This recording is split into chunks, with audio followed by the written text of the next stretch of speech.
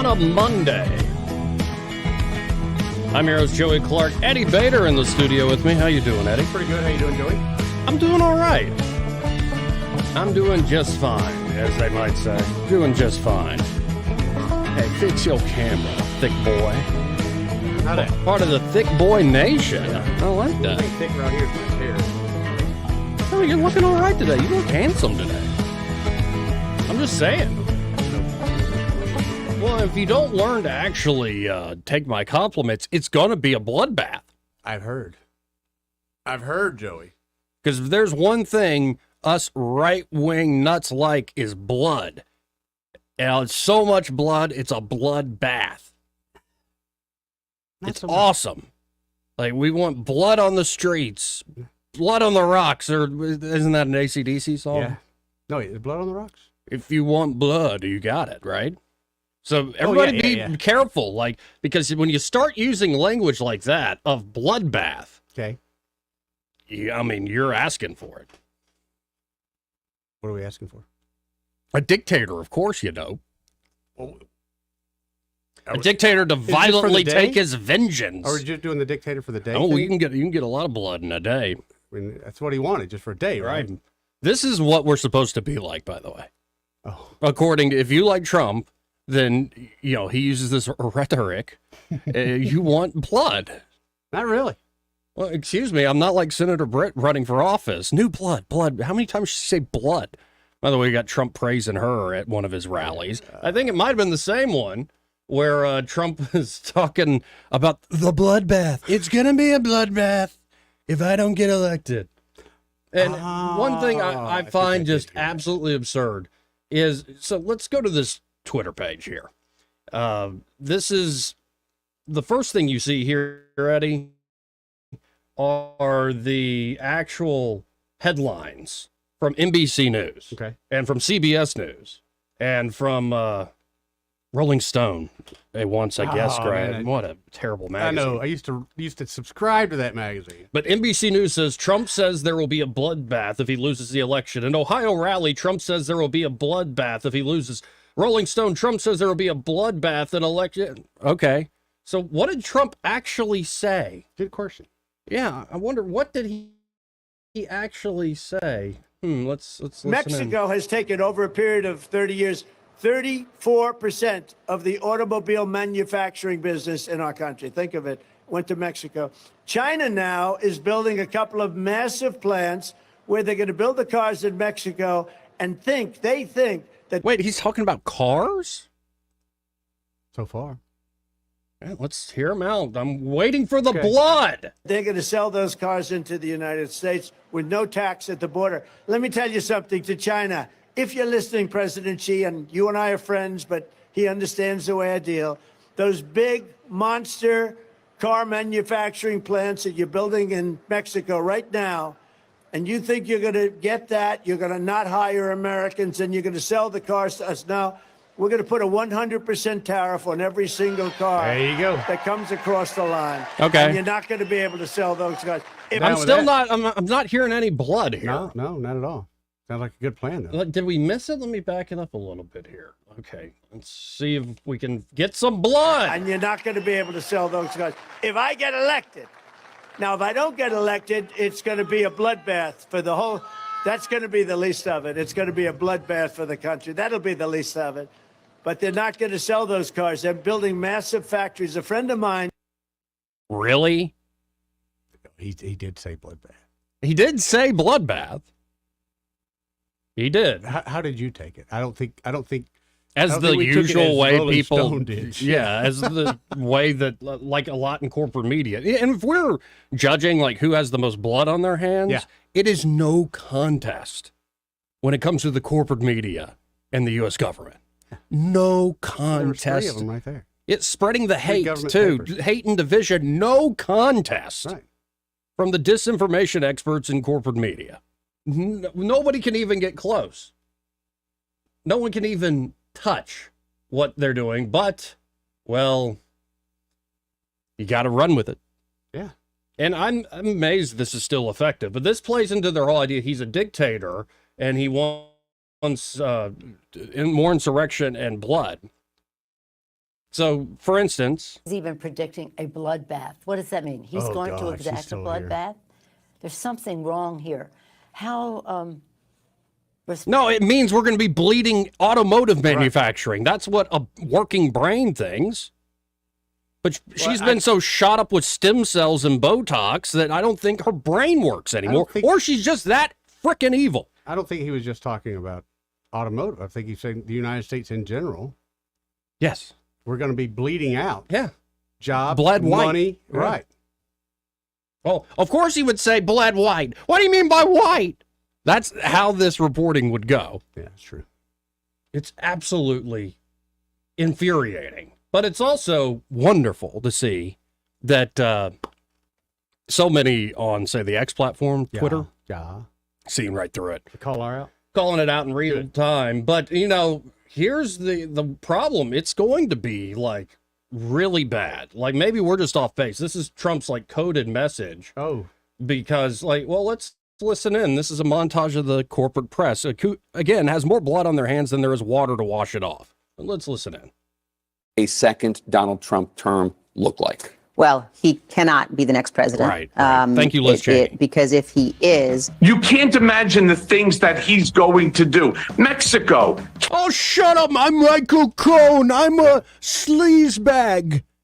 Shows how desperate they are, rigging Michael Cohen into anything. All right. Canada. We can't go to Canada because eventually Canada will become annexed to America. And shoot visitors to the White House. Yeah.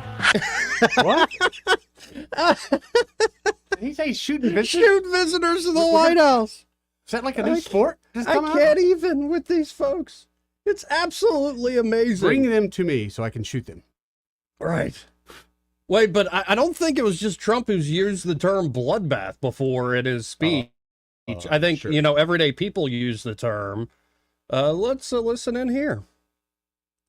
Reports tonight on the, quote, bloodbath at the RNC. Oh. Headlines calling it a, quote, bloodbath. Be a bloodbath. Not only is it going to be a bloodbath, but after they leave New Hampshire, it's a bloodbath on her home turf. That's really tough. Trump has left a lot of corpses in his wake. Good Lord. And they're worried about the way he used bloodbath. He didn't bring up the corpses. You know, usually they're the fake news, lying news, but, you know, I am so magnetic, so energetic, so powerful that people die from how amazing I am. I've heard of corpses in the wake of me, high Donald Trump. people, but I've never seen anybody kill anybody with it. Let's keep going. I mean, we can count the bodies as part of the, quote, MAGA drive to take over Maricopa County. And the headline refers to it as an impending bloodbath. Columnist Charles Blow has a new piece for the New York Times entitled A Biden Bloodbath. 2018 midterms, you can bet that they 100% are fearing a slaughter. In fact, the word bloodbath and massacre come up frequently. The Republican Party will be destroyed. It's going to be a bloodbath. There's going to be a bloodbath one way or the other. Bloodbath for Bernie Sanders. It's been a bloodbath there, shaping up to be a bloodbath. Head off a bloodbath in next year's crucial midterm. Well, we're not run by, like, vampires. Would they be better off just to say, hey, that guy stole our word? Right. We use bloodbath. We use bloodbath. But we mean it in the metaphorical sense. We literally mean it. Yeah. Like, goodness gracious. Oh, wait, here's Brian Williams. I got to see what he's going to say about a bloodbath. Fear elections are often a bloodbath. This week's bloodbath for Democrats, a bloodbath at the ballot box. There could be a Republican bloodbath. They'll talk about a bloodbath. It's a bloodbath. I have to talk about you. And It's going to be a bloodbath all day long. is in for a bloodbath. Hasn't been a bloodbath on the way down. Donald Trump bloodbath. Be a bloodbath. Is that just Mad Libs like Donald Trump bloodbath? Bloodbath. It's kind of like saying a word over and over again until it loses all meaning. I would have took him more seriously if they would have said, hey, he's stealing our verbiage. Right. I mean, he used it one time and you just showed me 40. By the way, it just broke this morning Yeah. that Trump's lawyers are now admitting there's no way he can make bond Oh. for this case that claimed that he overvalued his properties. They said there's no way. They've tried. They've gone to 30 different companies. And to essentially make the bond that they're saying he has to make, he would need to raise $1 billion in cash. That's what they want. That's what they're after, dude. Break the man. Absolute cheats and liars. But let's keep talking about the bloodbath. Predicted to be a bloodbath. May not be the bloodbath. It would be a bloodbath. More of a bloodbath. It's going to be a bloodbath in November. Possible Biden bloodbath this November. A bloodbath on Wall Street. There's going to be a bloodbath In Alabama, into a bloodbath. Obviously, there was Wait, a bloodbath. Wait, they're going to turn Alabama into Yeah. a bloodbath? Yeah. Wow, when did that happen? I didn't notice any blood on the streets. Not here lately. Well, I stay away from those parts of town. It's a bloodbath. We're down 800 points. This bloodbath at Department of Homeland Security. and it's a bloodbath today. There It's a was going to bloodbath. be this bloodbath. Election bloodbath. It could be a bloodbath for them. Bloodbath, possibly. Bloodbath that went through with the Attorney General. Bloodbath 99 days out. The bloodbath is going to look like Presided over a bloodbath in the diplomatic corps. Absolute, in my opinion, bloodbath. You do say it enough. It's a tongue twister, baby. Sure. Bloodbath, bloodbath, blood, blah, blah, blah, blah. Maybe they should just shut up. But yeah, Trump spurned by 30 companies as he seeks bond and $454 million judgment. This is the headline from the New York Times. So this isn't a rigged system at all. 100%. Mm-hmm. 100%. So how does he prove? He should just not pay it, and he should seek sanctuary in somewhere like Florida and only go to sanctuary states and just give the middle finger to these folks. Don't pay it. Don't even cooperate anymore, because I guess it's a bloodbath. So we can do whatever we want, right? Well, or he could theoretically sell it to a friend for $1 more than what they're saying it's not worth. Give them the middle finger and... Oh, but see, that's conspiracy to commit fraud against the court, because the friend to him must have been. I'll buy it as long as it cash the check. Again, these are the folks that valued Mar-a-Lago at $18 million. When the property right down the street goes for 48 something. Right. So he's got And the worst Mar-a-Lago's place a little he's more got the worst place prestigious. on the block, Joey. Give me It's a real break. dump. Give me a break. And not only that, the more ludicrous part of it than anything is someone from New York, a judge from New York, is going to tell me what a property's worth in another state, none of which have any type of realtor ability whatsoever. Right. Can't show their work. It's Right. just what's in his head. Right. No, then this is where I get angry, because why are we even listening to this guy? That's what's so frustrating. Because they have the power and they're going to use it. Does somebody won a Mhm. popularity contest? Yep. Exactly right. No, it's Or really- somebody knew somebody, had their way paid. Like, I really am at a point, and I hate it for, like, all these candidates are coming in today. The people running for office, running for Congress, running for all sorts of other positions. But I look at this federal government and this corporate media nexus that's around them. And I'm like, y'all are illegitimate. You prove it to us every day. Sure. You don't even pretend to follow the Constitution anymore. You don't even pretend to uphold the rule of law. You just do what you want to do. Yeah. without So why consequence. should anybody else follow the rules? Without consequence. Well, that's what they're counting on, that you'll just appeal to the rules and fall on the sword of your principles instead of actually, Tell me where we rock the boat. Yeah. Well, we'll see. But I guess either way, Eddie, it's going to be a bloodbath. Well, apparently he's up there talking about it now. 272-9228. No, that was Saturday. That The was one we Saturday? just played, yeah. But Trump wasn't just talking about bloodbaths. It's going to be a bloodbath. He also was praising, of all folks, Senator Katie Britt. Oh, really? Yeah. Did he find her captivating? I think he has. I bet he has. Yeah. Well, that and Mo Brooks really screwed the pooch, folks. He really screwed up.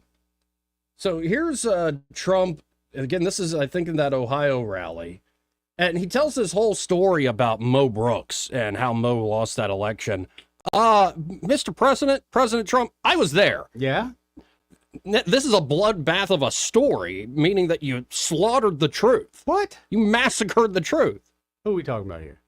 Trump says here that after Mo gave that awful speech at a state fair, I don't think it was a state fair, Okay. but it was in Coleman, right? Yeah. And it was, they do all these rock concerts out there. It is. And he said, I broke the record for Elvis Presley. I think that is true. Or that's what he was told, at least. Crowd goes wild. But he said the day after that awful speech by Mo Brooks in the rain, I endorsed Katie Britt. Like, no, you didn't. You did not. You did not. You held on to the endorsement, then you took it away from Mo like a month later, and then you bided your time until it was clear as day that Katie Britt was going to win. And then you bet on a sure thing. Are you sure about that, Joey? Yes, excuse me, pardon me, because when it comes to Donald Trump, most people have to kiss his ass in order to get ahead. Right. In our case, Alabama, Donald Trump had to kiss Katie's ass. That's not how he said it, Joey. He said that she came to him.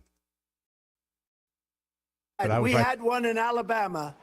I call it the Mo Brooks speech, because Mo Brooks got up. He asked me for an endorsement. He was an election denier, which is the right thing because the election was crooked. And Mo Brooks got up and he hired, I believe it was either Mitt Romney or John McCain's management team. But before that, he asked me for an endorsement. I gave it to him. He took a 54-point lead. Then he called me and said, I'd like to do a rally. Mo Brooks, a friend of Jim, right? Mo Brooks, legendary. Where's Mo? What happened to Mo? So he gets up. Wow. I said, you don't need a rally. You got a 54. Let me do rallies for people that need it. Sir, I'd like to have a rally. You have a 54-point lead. It's Alabama, where I won it by 45 points, okay? I love Alabama, but they understand we don't have to be there. We have to be in places that are a little closer than that. Although I happen to think we won most of the country. You want to know the truth? If the voting were real, I actually think we won most of the country. I actually think we got a lot of Ohios all over the place that you won't really recognize. But Mo Brooks got up. He said, sir, I'd really appreciate it. And we went to the state fair. 68,000 people showed up at the state fair. And an old guy came out. He looked like he was about 103. He said, you know, you did something I never thought would happen, Alabama. He said, this was the state fair, and I guess he owns it. He said, I've been at this place for 60 years, 70 years, a long time, and you just broke the attendance record of a man named Elvis Presley. Can you believe it? He said, you just broke it, man. Said, I never thought that would be possible. We had 68,000 people. So Mo Brooks gets up and he says, let's forget about the election. The election was fine. Let's just forget. We have to get on to the future. He got booed. I was downstairs being interviewed by ABC Fake News. And what happened is I said, you couldn't hear anything. The place exploded with boos, boo, boo. He took a 54-point lead into that rally, and he reduced it to he was losing by 20 by the end of the night. He dropped 74 points, and we have a very wonderful senator. I endorsed her the following morning, Katie Britt. She was doing a good job. But, Mr. President, I just have to say this. You didn't endorse her the following morning. You waited months. You pulled the endorsement from Mo, then you bided your time to see who was going to rise to the top. I'll say it again. Usually people have to kiss Donald Trump's ring. The Britt campaign was so good, he had to kiss her ring. And he bet on a sure thing at the last second. Excuse me, pardon me, Mr. Trump. I was here. I remember that cycle. So how about this? Let's hit a break because we have a news cycle going on. And this Alabama 2 race, especially for the Republican nomination, is heating up. We'll be right back with Dick Brubaker running for Congress. He may not know whether he's coming or going, but whether you're going to work or coming home, Greg Budell is there. Mornings, 6 till 9, and afternoons, 3 till 6. Only on News Talk 93.1 FM, WACV. Hey folks, this is Tammy Burkhalter at Prattville Farm Center, and did you know there's all kind of dogs that we can feed? Like sleeping dog, hot dog, creek dog, swimming dog, hunting dog, shaggy dog, lap dog, window dog, riding dog, hiding dogs, puppy dog, standing dog, hat dog, cozy dog, family dog, even a dancing dog, man. So come see us at 1154 South Memorial Drive in Prattville, and we can even feed your kitty cat too. When your tax refund comes, put it on the floor and walk on it. Revitalize the look and feel of your home with new floors from Prattville Carpet. With faster and better service than the big box stores and luxury vinyl planks starting as low as $4.99 per square foot. You'll enjoy that tax refund turned flooring every single day. Hi, I'm Ray Bowles from Prattville Carpet. If you're looking for waterproof carpet, hardwood, laminate, vinyl plank, or ceramic tile, call us today for your free measurement. Dial 285-8117 or visit PrattvilleCarpet.com. Prattville Carpet, we're more than just carpet. For too long, Alabama's statewide news companies have shamed us for our conservative Christian values. Alabama deserves a news company that cherishes our culture, a company that isn't bought and paid for by the powers that be. 1819 News is that company. Run by Alabamians for Alabamians, 1819 News celebrates what is good and beautiful about our state, while exposing those who work against our values in secret. Just go to 1819news.com to learn more. Subscribe to our newsletter. That's 1819news.com. Hi, this is Carl Schmidt, naturopath and owner of the Herb Shop. Listen every Saturday to Winning Wellness and learn from experts in different fields of science and technology how nutritional supplements can help you. Listen to Winning Wellness every Saturday at 10 a.m. If it concerns your community, you'll hear about it on News Talk 93.1. News Talk 93.1 FM WACV.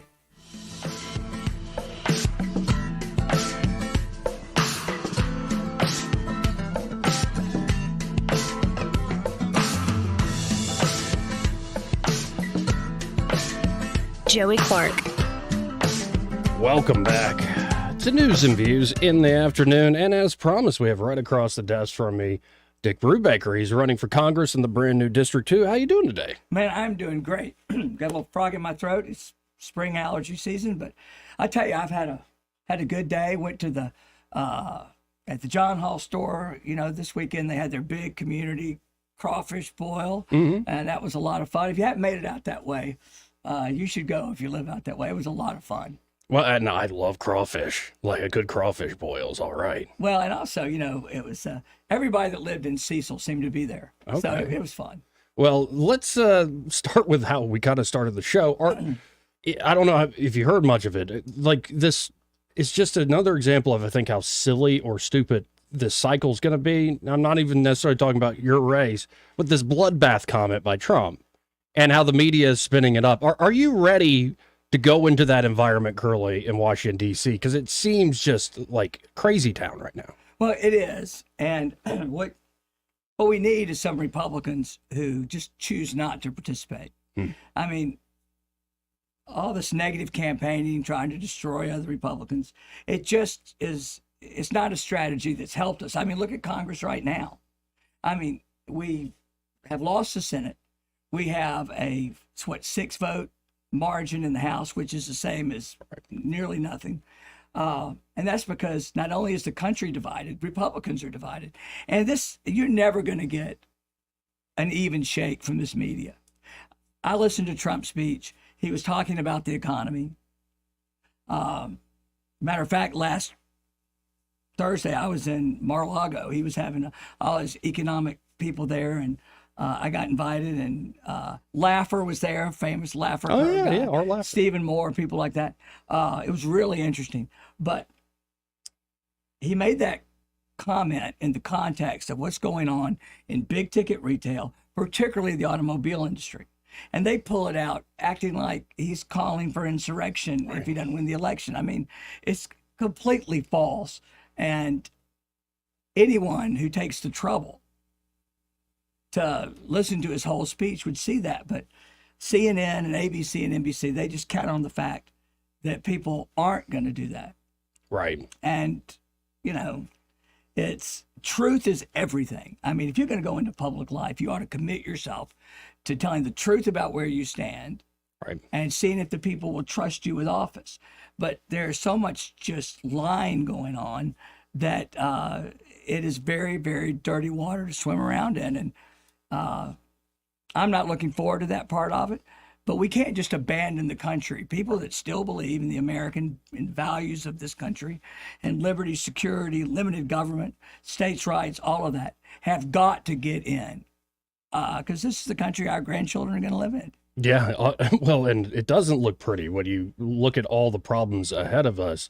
Like, when you look at structural problems up there in D.C., like, what do you think are the biggest things that pop out to you? For me, like, one would be this debt, of course. Well, you've got, the certain parts of our government assume a certain level of competency on the part of the executive.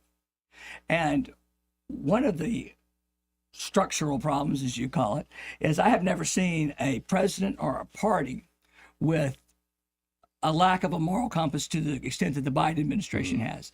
Like, American foreign policy is so confused. He knows he hates Putin, but he can't really seem to say why. And so we have dumped a lot of money into Ukraine. And I think regardless of what Congress has, we have paused on that a little while, but that's going to continue. But even more so, every time he talks about Israel and Gaza, I mean, the Israelis not only were attacked with 1,000 of their citizens killed on purpose by terrorists. Yes. All that's been lost. NBC, ABC, CNN, they constantly show pictures of dead Gazans, acting like it's the Israelis who made this happen. And our own president, we have to support Israel. They're our ally. But those people in Gaza are good people too. And here's $100 million for you. And you just cannot play both ends against the middle when you're talking about terrorism. I mean, my son is an active duty soldier. He's in the 75th Ranger Regiment. If we go, he goes. Yeah. And you've got a president who can't even call out terrorists. We've got a president who can't even call that scum who killed Laken Riley, an illegal immigrant. He called him an undocumented neighbor. I mean, what the hell is happening? The guy's a murderer. Right. He killed a young woman with no discernible motive. And the reason he was loose in Athens, Georgia, is because Joe Biden's policies turned him loose in Athens, Georgia. This has got to stop. And Republican and Democratic Congress people have to put that first. As far as the country's structure won't survive a million illegal entries every 3 months. It just won't. And it's, if we don't turn this thing around soon, I'm not sure it'll be retrievable. Now, you mentioned it, and I could hear it there in between the lines. And I was actually having this conversation with my uncle, the Monsignor, the Catholic priest in our family, about, is it like all these economic issues or these issues with political decisions, policy? It's a chicken and egg issue. Is it that, or have we lost something about our faith and morals? And I know you're a history buff, and you probably know this story, but the op-ed I have coming out tomorrow for 1819 has to do with, that famous deist, Benjamin Franklin, who was always, living life a little fast, but was a man of the Enlightenment. And it's the Constitutional Convention. They're at an impasse over the state representation in the House and Senate they propose. Is it going to be based on population, or should each state get an equal vote? And it's about to break up the convention. Franklin stands up and gives a speech where he essentially says, we need prayer. Did we forget our great friend? Well, and he also said, let us doubt a little of our own infallibility. Amen. We do, but even in the Republican Party, if you go read the answers, like go to eagleforum.org, not Eagle Forum Alabama, but their national group, and read Republican answers. I mean, go to the District 2 race and read the questions that a lot of Republicans, including my opponent, left blank. One of the questions was, I've got a copy of it in my car, I'll bring it to you. One of the questions was, essentially, does the government have the power to change the definition of marriage between being a man and a woman? No answer. Same on questions on immigration and abortion. Now, there was a time when a Republican candidate running in the South would have to answer those questions. But when it comes to pro-family issues, our national leadership is for some reason pulling away from that, especially on the LGBT thing. They just don't want to talk about it. Right. And we have got to. Another thing that Franklin commented is, I don't know if it's apocryphal or not, but it's attributed to him. He was asked walking out of the convention, by an older lady, do we have a monarchy or a republic? And he famously responded, a republic, madam, if you can keep it. And our constitutional structure was made to govern a moral and upright people. And it is not strong enough to govern any other kind. Right. We are staggering toward totalitarianism. And some of it can be blamed on leftist Democrats, but a lot of it can be blamed on Republican incompetence. Well, and is there a role for I'm not asking for you or anybody else who runs for office that gets maybe a position in the Congress or anywhere else to go, I am a moral exemplar, but it's more you should be leading by example, and you don't necessarily have to talk about it in public. But like, for instance, here in Montgomery, like the last time you were on, the amount of calls that came in talking about things you'd done behind the scenes. Yeah. How important is that to somebody serving in public life? Well, if you're going to represent a community, you should live in it and not off of it, in it. And one of the things that I think already people are seeing with the consolidation of family businesses being, whether it's, electric companies or car dealerships or you name it, these locally owned firms are being consolidated into big nationally owned firms. And what you lose is people running businesses that live in communities and have a stake in those communities, whether it's helping schools, or whether it's even sponsoring Little League teams. I mean, all of that helps hold a community together. And we are losing that part of America. Yeah. And I don't know whether it was inevitable or not. Certain huge economic trends, just happen. But I do know that you take that and combine it with, for whatever reason, the generations that came after the boomers, they're not joiners, not as much. Okay. The Lions Club, the Kiwanis Club, these, they still exist. Their memberships tend to be declining. And that's bad because they fill a lot of that gap. Right. A bunch of like-minded people who gather together a couple of times a month just to find out what in the community they can help with. And maybe it's in areas where the government, if it can move at all, moves just so slowly. And they would, they jump in and fill the gap. And that is the loss of those community-based organization is just not good. And we as civic leaders, if people don't already know that you're a person who can be counted on in the community, right, I don't see why they should trust you with their vote. I mean, frankly.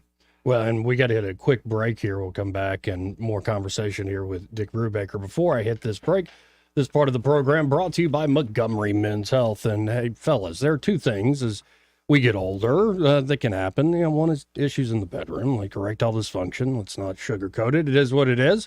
But also low testosterone.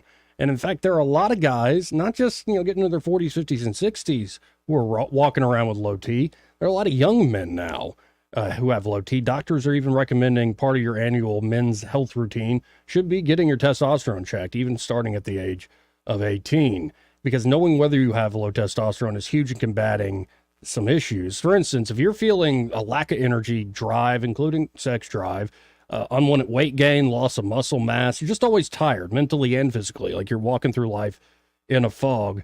Well, Montgomery Men's Health can help you figure out if, in fact, low T is causing those issues. They'll conduct a testosterone-focused lab workup plus a consultation for only $99, and they have low T treatments there that can truly change lives. Men can experience higher energy, better gains in the gym. Brother. That's right, brother.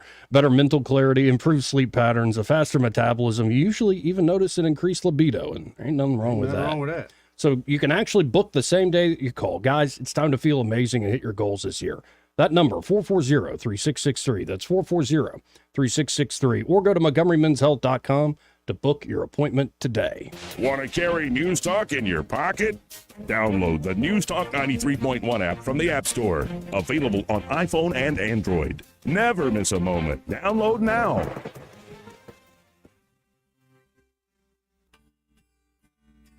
What's your biggest investment? More than likely, it's your home. So treat it that way when you hire a painting contractor. With PBS Painting, there are no gimmicks, no $99 specials. Just quality painting and someone who treats your home with the same respect that you do. At PBS Painting, we have been painting for years and look forward to many more years to come. With PBS Painting, the job gets prepped properly, whether it's cleaning, scraping, or priming. We always use quality products which is a must for a quality paint job. So if you're looking for a painter that doesn't need upfront money and is on the job at all times, then please give me a call. Scott Bowers and PBS Painting, 294-5122. That's PBS Painting, 294-5122. Look at some of our work on Facebook at PBS Painting Montgomery. This is your roving reporter, and today I am talking with an elk. Hey man. Mr. Elk, I was just wondering, what do elk do to take care of their money? Well, like most smart folks, we call David Erdit. You mean Alabama's most favorite asset preservationist? That's him, man. We call him up at 334-279-7431 or 205-479-0839. I see. Yes, he is our preferred money man. The money man with the money plan. You've been paying attention. Well, could you give us those numbers one more time? 334-279-7431 or 205-479-0839. And I just want to try to give you a heads up, man. Oh, what's that? I'm not an elk. Not an elk, huh? Well, then, pray tell, what are you? Knights of Columbus. I am not even going to make a comment. Well, the baby liked it. I'm Brett Lanham from Benjamin Moore New Look, and we couldn't have imagined how easy, affordable, and flexible advertising on the radio could be. It has been near effortless on our part. You could say our last 2 years have been the best in 10 because of a skyrocketing GDP. I say it's owed to Blue Water Broadcasting and their advertising staff. Now you can add the power of digital advertising to the #1 reach of radio. Let Blue Water's 20 years of local advertising and marketing success show you how. Grow your business with a complete suite of digital solutions, combined with the reach of the most listened to radio group in the River region. Call us or go to BlueWaterBroadcasting.com to find out how we can increase your return on investment. Blue Water Broadcasting, local folks helping local business. Rich Thomas Weather, a service of Wiley Sanders Truck Lines, where dump truck drivers are in demand. Wiley Sanders is on the grow. We need dump truck drivers now. Call 855-77-9785. Well, hi, everybody. On this last day of winter, we have a late season cold snap to talk about. Freeze warning in effect for tonight. Cool sunshine today with a high temperature much below normal, up to the upper 50s to around 60 at best. Low tonight near 32. Widespread frost by dawn tomorrow morning. For the day tomorrow, more sun, high temperature barely up to about 60, upper 30s again on Tuesday night, and near 70 on Wednesday, back to the low 70s on Thursday. Risk of showers returning on Friday. That's the third Friday in a row. From the Blue Water Weather Center, this is Rich Thomas. At ASE Credit Union, financing your next adventure is easier than ever with rates as low as 5.25%. Apply online or visit your local branch today. Federally insured by the NCUA, Equal Opportunity Lender. ASE Credit Union. News and talk without the static. The River Region's most trusted voice. News Talk 93.1 FM WACV.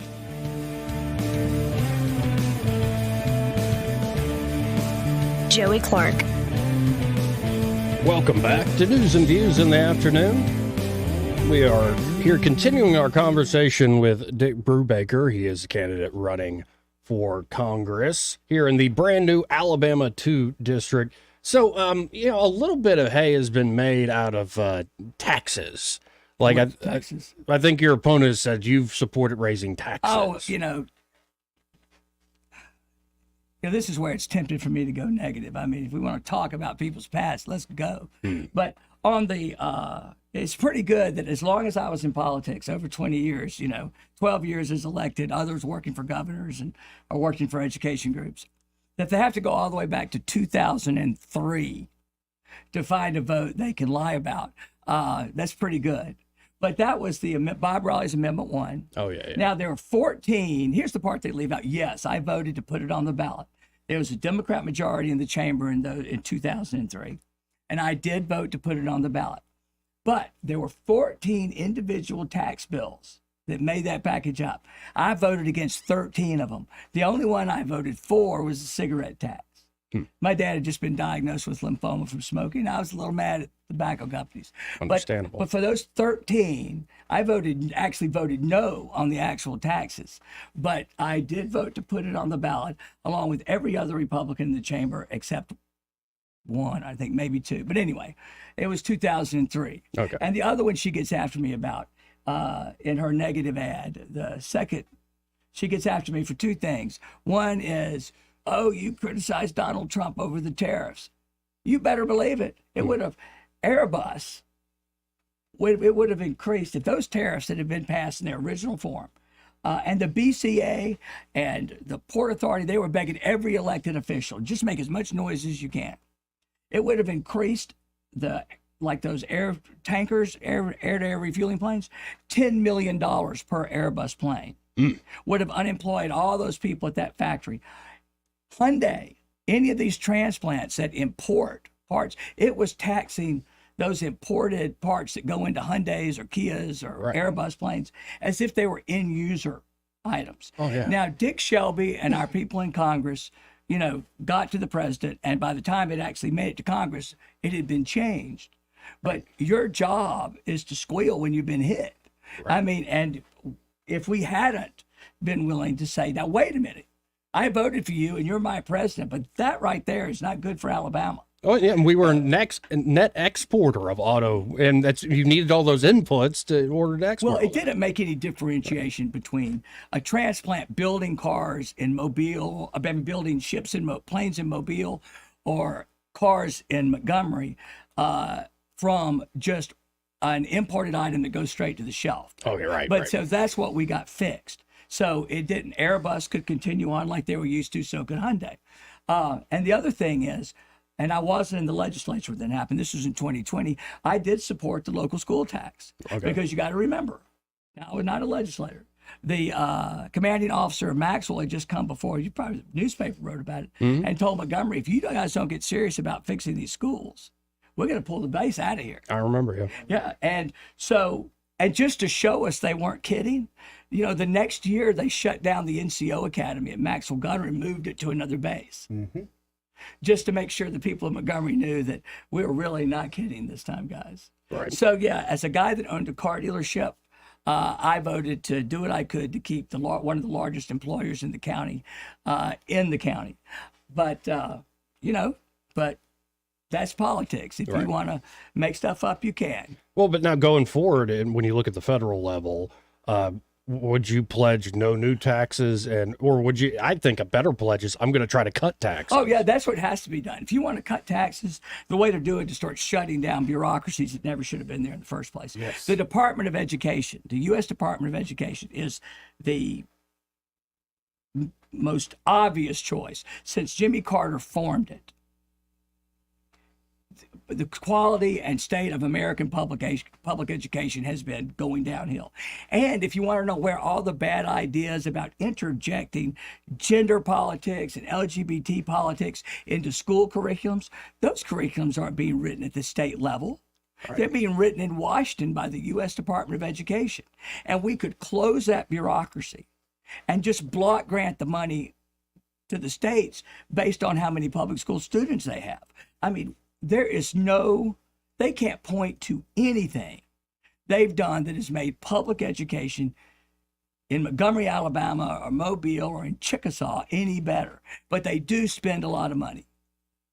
And we need to, on the chopping block, that should be the head that rolls first. Here, here. And I look at this current situation where it's not only, I've gotten, I'm not debt free anymore. It's, fun growing up. But when I was debt free, I would realize, oh, wait, the U.S. government's taking out debts in my name. Yeah. And then, okay, you have your taxes you're actually having to pay. But when I look at, say, 20% inflation over the last few years, isn't that a tax too? Of course it is. And it not only taxes what you buy, devalues your buying power, it devalues your savings, your 401ks, all of that. And inflation's not going to be under control until we rein in federal spending. And the other thing is we've got to stop this idiot war on fossil fuels. The reason prices in the food sector are up and are staying up is because of transportation costs. Now, we can do something about that. And if anybody wants to look at my tax record, when I was a legislator, the groups that track, Americans for Tax Reform and all those people, I always got an A with them the whole time I was in. Right. So now, this is an odd question, but what's one issue that you think is a big one down the road, but people aren't talking about? And I know that isn't big during elections. We talk about what people are talking about and caring about. Well, I think that if Trump wins, and for the sake of the country, he'd better, and we start talking about reducing government spending, the fight's going to be over who gets cut. Right. I mean, the Democrats are going to line up and say, cut the military. Now, that's an interesting, position for them to take, even though I know they'll take it, because they're the ones moving us toward war with China. And they're the ones who, all of this that's happening between Israel and Gaza can be traced right back to the decision Joe Biden made in Kabul, Afghanistan. Yep. We have demoralized our allies and emboldened people that hate us. And it is time but America's going to have to make a decision. If we want to control inflation, federal spending has to come down. Inflation is too much money chasing too few goods. That's what it is. Right. And the reason interest rates are up is an interest rate is just the price you pay for money. So right now in Montgomery, Alabama, these able-bodied people who are not in the workforce, because of federal subsidies and the fact that people are being encouraged not to work, they would have to get a job that pays $66,000 a year to break even. That's why this 50% that's not working is so resistant to coming into the workforce. Right. That's where, if I was in Congress, that's where we'd start. If you're disabled, if you're a full-time caregiver, fine. But if you're an able-bodied person between 18 and 50, and you want to live above a subsistence level, you need to go get a job. And there is, this entitlements growth has just got to stop. And if you don't stop it, you're either going to have to gut the military while we get ready to go to war with China, or we're just going to have to live with ever higher and higher inflation.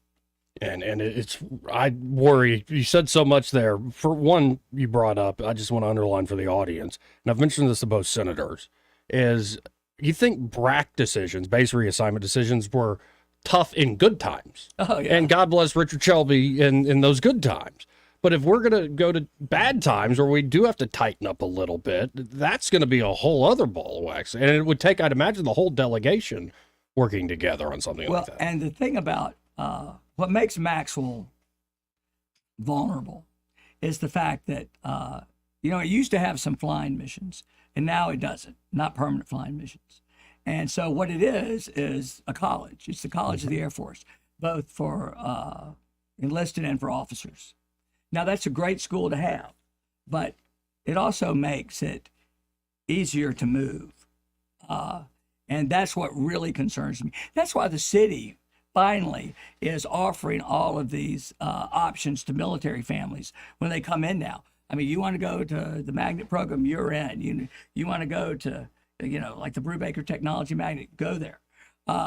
And over time, they're going to develop what amounts to a charter school specifically. At least that's the laws they're going to establish a school under for the military. And in the short run, they're just going to have a good old DOD run paid for school for the younger kids. Okay. Right? Yeah. But all of that is being subsidized by the city of Montgomery because I think they finally believe that unless, it used to be that 8 out of 10 families that got assigned to Maxwell brought their dependents. Correct. Well, then it got where it was below a third. And that's what that general was complaining about. He said to get an assignment to Maxwell is supposed to be a reward, a cherry for good things.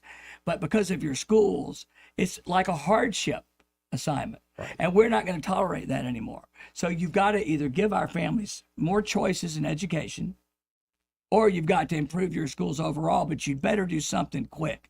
And I hope that the city is going to keep their eye on that ball, because I can tell you as a car dealer, right? If Maxwell was to suddenly pull up stakes, that would bite, and it would bite the local economy a lot harder than people realize. I think we got time for a call here. Let's go to Red Top. Hey, Red Top, you're on with Dick Brubaker. Dick Brubaker, by the way, please tell David Mallory to give Red Top 2 4-by-8-foot signs so I can put them up for You got it. He's listening. I'll tell him. Because I'm working on his house right now. And all right. I also have a customer whose wife is a teacher at Maxwell Elementary. They already have an elementary school at Maxwell. That's a DOD closed. School? Yes, sir. Okay, good. And that's the reason why they still have it is because the primary education is just not up to snuff around here. Well, and middle school and high school. Yeah, it's all bad. Well, they're okay with middle and high, but it's just the primary that most of the service people are worried about, and they have always had that school, and it has never closed. Well, I never said it closed, but if you look at the way this DOD school is being funded, the city of Montgomery is really stepping up. And for older kids from Maxwell, I invite you to look at the options they didn't have 3 years ago. Well, the whole education system in Alabama, Montgomery was on federal money. They couldn't even teach the first grade without federal money, and that's been a big problem for a long time. Well, now, let me say one thing.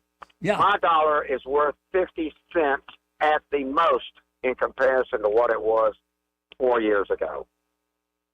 I'm you not talk going to about argue with inflation. you. Let's talk about the reality. What is the dollar worth? It's worth no more than 50 cents now. Am I correct in that assumption? Well, if inflation's been around 10% for 4 years, yeah. We got one more year coming. Got one more year coming. And what legislation I would like you to go up to D.C. with guns loaded and legislation in your hand. What you got up the sleeve, bro? I'm going to tell you, there are two. Thank you, Red. There are two. The first one is to bring in some sort of prior year budgeting where you limit, where the absolute most you can spend is your prior year and not waiting for revenue projections because they're always wrong and they're always over optimistic. And the second thing is you've got to start things that the government's doing now that it never should have been doing. The government needs to be forced to stop doing it. I led the show off with abolish the U.S. Department of Education and either put the money back in the Treasury or block grant it to the states. But what you can't do is keep throwing it down the rat hole of a bureaucracy that has proven itself to be a failure. I mean, this cabinet level department has existed since the Carter administration. And there's nothing they can point to where they've actually made schools better. And it's time to declare the experiment failed and end it. Now, we're pretty much out of time here. If folks are listening and they want to support you in this runoff, how can they do so? Hey, well, if you want to support me, go to BrubakerForCongress.com, and you can find all the information you need about the campaign there. Or you can call me on my cell phone at 334-399-5493. Always happy to talk. And after the runoff's over and I'm the nominee, I'll definitely need your help to beat the Democrat in November. Thank you. And the folks, the conversation's just beginning. We're going to be doing this, I think, every Monday at about noon, leading up to the runoff election. So looking forward to that. Best of luck, kind sir. More news and views in the afternoon after this. Broadcasting from the Riverside Chevrolet Master Control Center, this is WACV Cusada, News Talk 93.1 FM. When it's Chevy, it's Riverside. I'm John Scott. President Biden and Israeli Prime Minister Netanyahu have spoken in their first interaction in more than a month as the divide has grown between allies over the food crisis in Gaza and conduct of the war. President Vladimir Putin extends his reign over Russia in a landslide election whose outcome was never in doubt, declaring his determination to advance deeper into Ukraine. North Korea fired multiple short-range ballistic missiles toward its eastern waters days after the end of the South Korean-U.S. military drills that the North views as an invasion rehearsal. Reigning national champion Connecticut back at number 1 in the AP Top 25 men's college basketball poll. The Huskies swapped spaces with Houston a day after UConn was picked as the top overall seed for the NCAA tourney. This is SRN News. Life insurance. Why are you putting it off? Can't afford it? Too much hassle? Think you don't need it? There's lots of excuses for putting off life insurance. But if you weren't there, who would pay the mortgage and other bills? With Ethos, you could be covered in 10 minutes and boom, family protected. Ethos, fast and easy online term life insurance. Up to $2 million in coverage with no medical exam. Some policies as low as $1 a day. Answer a few health questions and get your free quote at getethos.com. That's getethos.com. Laura Trump provides a fresh and honest perspective on the issues that matter to you on The Right View podcast. Now available on the Salem Podcast Network. The number of Americans, and I think this is part of the problem right now, the number of Americans getting their news from TikTok quadrupled in the past 3 years. It really kind of terrifies me for what is to come for this country. Subscribe to The Right View on Apple, Spotify, Google, YouTube, Rumble, or at SalemPodcastNetwork.com. Weather is brought to you by the Johnny Adams Law Firm. Your health and well-being can quickly be impacted by changing weather. The Johnny Adams Law Firm wants you to remain safe and be weather alert with the Rich Thomas Weather Network. Well, hi, everybody. On this last day of winter, we have a late season cold snap to talk about. Freeze warning in effect for tonight. Cool sunshine today with a high temperature much below normal, up to the upper 50s to around 60 at best. Low tonight near 32. Widespread frost by dawn tomorrow morning. For the day tomorrow, more sun, high temperature barely up to about 60, upper 30s again on Tuesday night, and near 70 on Wednesday, back to the low 70s on Thursday. Risk of showers returning on Friday. That's the third Friday in a row. From the Blue Water Weather Center, this is Rich Thomas. For the lowest prices around on flooring and DIY flooring installation supplies, Budget Floors and More is your new best friend. Luxury vinyl plank, carpet, ceramic tile, floor installation supplies, and more with prices lower than the big box stores. Budget Floors and More, Hunter Lane across from Del Rey Publix. From the Blue Water Broadcasting News Center, these are today's top stories. Montgomery police are investigating a shooting that killed one person and injured 3 others. Officers were called to the 3700 block of Woodley Road around 11:45 p.m. Saturday night, where 36-year-old Quentin Harris was pronounced dead on the scene. 3 adult males were also injured by gunfire. Hundreds of people went wild at the 48th annual Zoo weekend. The Montgomery Zoo was transformed into a carnival-like atmosphere with live entertainment, great food, fun rides, and much more. All proceeds from Zoo Weekend will fund the construction of a new reptile facility. Both Alabama and Auburn are going dancing in the NCAA basketball tournament. The Crimson Tide will play in the West region as a number 4 seed against number 13 seeded Charleston. After winning the SEC championship Sunday afternoon, the Auburn Tigers will also be a number 4 seed. From the Blue Water Broadcasting News Center, I'm Sky Mosley. This hour of news and views is brought to you by our good friends at Alabama Home Mortgage. Alabama Home Mortgage, 567-4223. Visit them on the web at myalabamahomemortgage.com. NMLS number 1586368, an equal housing lender. Hello, this is Colonel Patrick Downing, U.S. Army retired, on behalf of the nearly 400,000 veterans in Alabama, urging the passage of the Veterans Access to Care Bill to give veterans and their families better access to health care specifically tailored to their needs. Our veterans have done so much for us. Now it's time to do what we can for them by providing a state-run healthcare system just for veterans and their families. Paid for by the Alabama Council of Chapters Military Officers Association of America, Mobile. It's a fact. Guys hate going to the doctor. But when it comes to erectile dysfunction and low testosterone issues, men from all over Montgomery have been thrilled seeing the providers at Montgomery Men's Health. Men all the way up to 95 years old have jump-started their sex drive and energy levels. Lots of men suffer with ED for years, but now they're able to enjoy sex again. Tom from Montgomery said, "Montgomery Men's Health has changed my life. I have been able to be intimate with my wife for the first time in 5 years. She thought this problem was because of her, but the pills never worked for me. I had given up until I went to the clinic and realized there were more options for erectile dysfunction. Now I'm happy and my wife is happy. A visit for only $99, and that includes all testing, including a PSA and testosterone test. Give the guys at the clinic a call at 334-440-3663. That's 334-440-3663. Or go to MontgomeryMen'sHealth.com. It's the best sale of the season at Cafco's Spring Open House this week.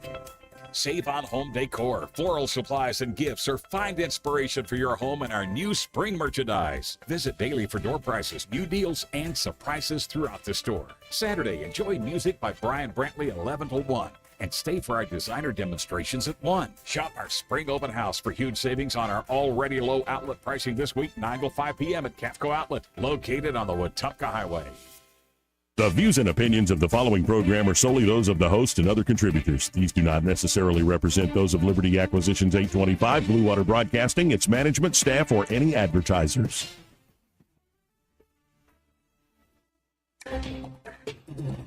It's time for Montgomery's conversational radio show. It's news and views on News Talk 93.1 FM. To join the conversation, call 272-9228.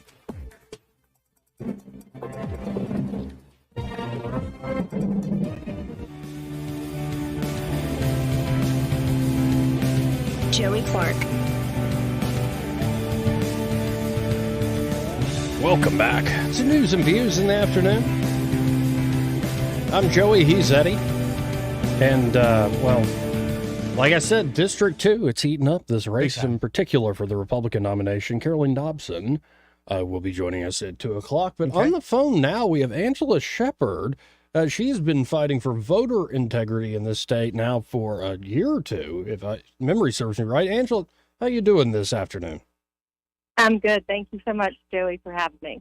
Well, and thank you for being on. You're one of those folks who doesn't just talk, you walk the walk, and you have a bill that you are trying to help usher through this legislative session. Tell folks about it.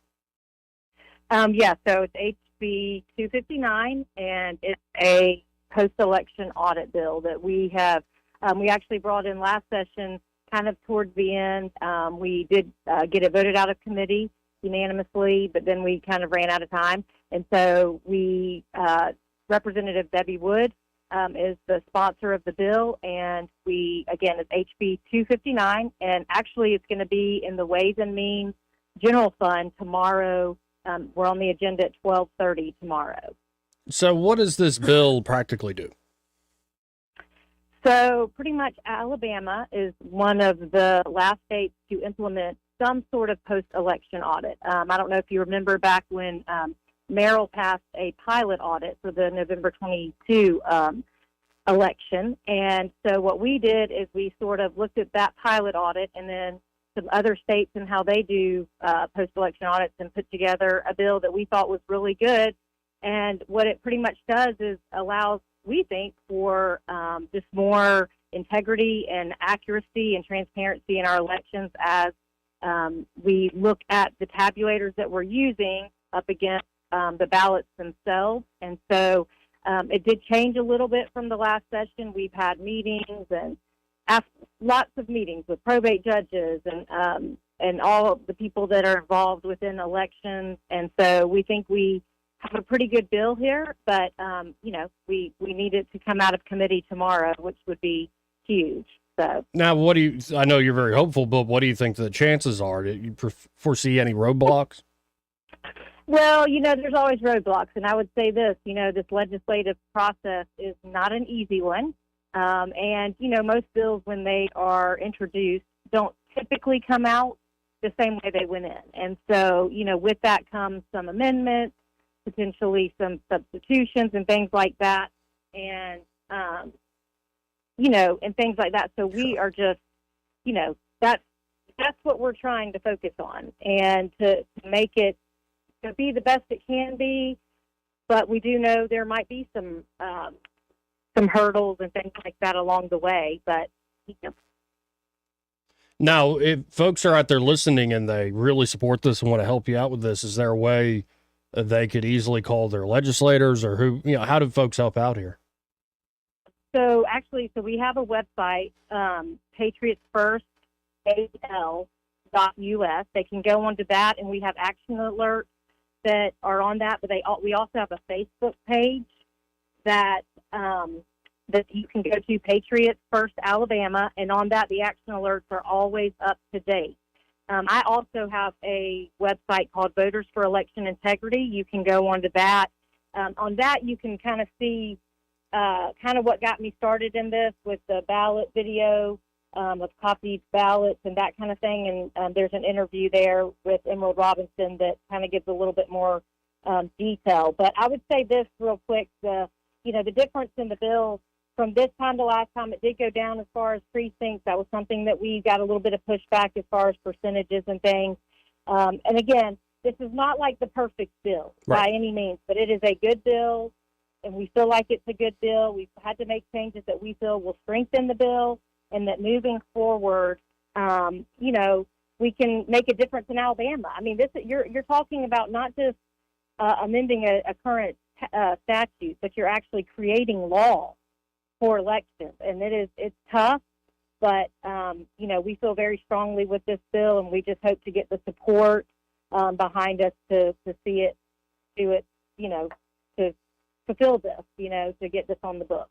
So y'all look it up, Patriots First Alabama, and down the road, you would also like an update to Title 17 to election law here in the state, wanting an election commission. What's that idea in general? Well, that is something that we want to build on, I think, from this audit. I think the commission would be, obviously the Secretary of State is over the elections, and then your probate judges are the chief election officials in the state.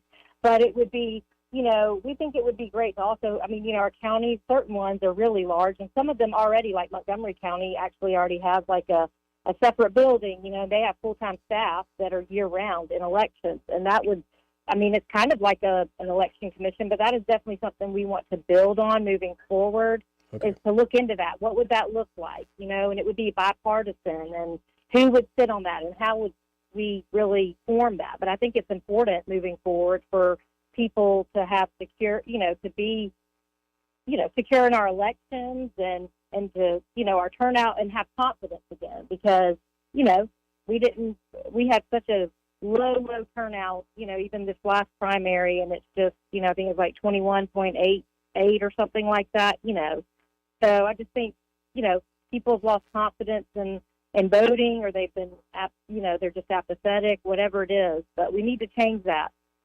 So. Well, and I appreciate the work you're doing. Like, knowing your story a little bit, you don't have to do this, but you felt it obligated, I think. You felt called to do it, and I appreciate the work. And best of luck in the committee hearing tomorrow. And let's stay in touch as this goes through and we get through the second half of this legislative session. Absolutely. Thank you so much, and I will definitely keep y'all updated. Thank you, Angela. Thanks. Again, Angela Shepard with Patriots First, and you remember when we had them in the studio, Eddie? Mm-hmm. Yeah, and it was like a whole family in here. That was a fun day. Was. It was pretty good.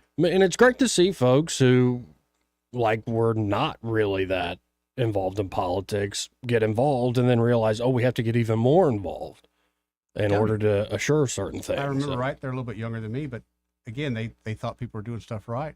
Right. They kept their head down work, and they looked up and found out, hold on, no one's doing anything right. So I'm glad to see people like that are getting involved. Do you want to go back to Trump's tall tale of how he... You're going to keep dogging on my guy? Yeah, I'm going to keep dogging him because he keeps saying untrue things. And do we know for sure? The job she did the other night. I thought she did a very nice job. Yeah, that was good. Katie Brett, I didn't like it very much, I guess, but I thought she did a very nice job. But we have another senator now because people don't want to hear bullshit. They don't want to hear it. Well, yeah. Sorry, I can't play that over FCC airwaves. Why not? Is that what people are saying? It's how everybody's talking right now. Heck, yeah. Now there's another clip out that people are saying Stephen A. Smith, you know that guy, right? Is sounding more and more like a Trump supporter. Like people are smelling America First all over Stephen A.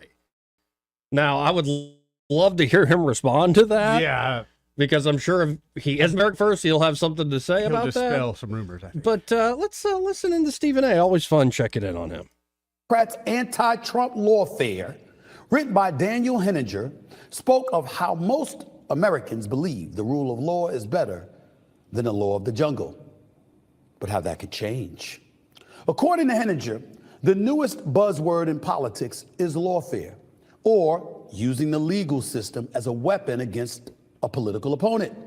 Henninger questions how many lawsuits, court motions, and judgments against Donald Trump the Democratic Party can actually chow down on. He also ponders about the high price the American system may pay for all of this in excess. Let me tell you something. It was a great opinion piece. I completely agree with Daniel Henninger of the Wall Street Journal, the opinion piece that he wrote in there, because we've got to get to a point where we're saying when's enough's enough. Donald Trump made a very salient point. I know you don't hear me say that often, but it's true. He made a very salient point a couple of weeks ago, or I think it was in the immediate aftermath of Super Tuesday, when he was talking about President Biden, and he was saying, come beat me. Stop trying to use the legal system in order to pull it off. Now, obviously, President Biden would say he has nothing to do with me. He's the president of the United States. He's not the prosecution in Georgia. He's not the prosecutor in New York.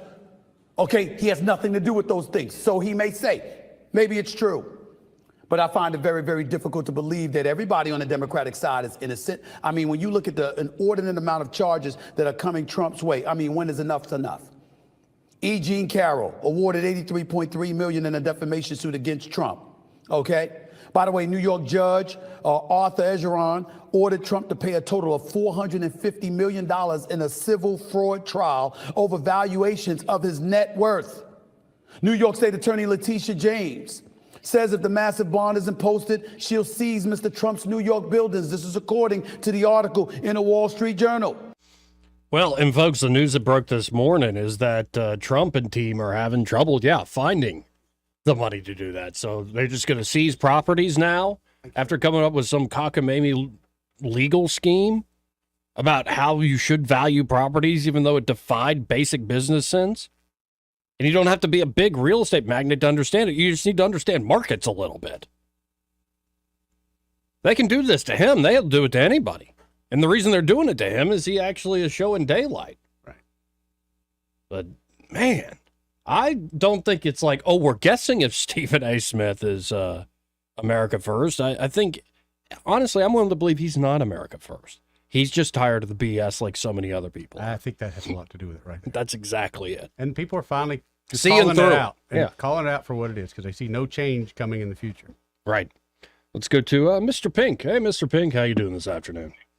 All right, man. How you guys doing? Pretty good.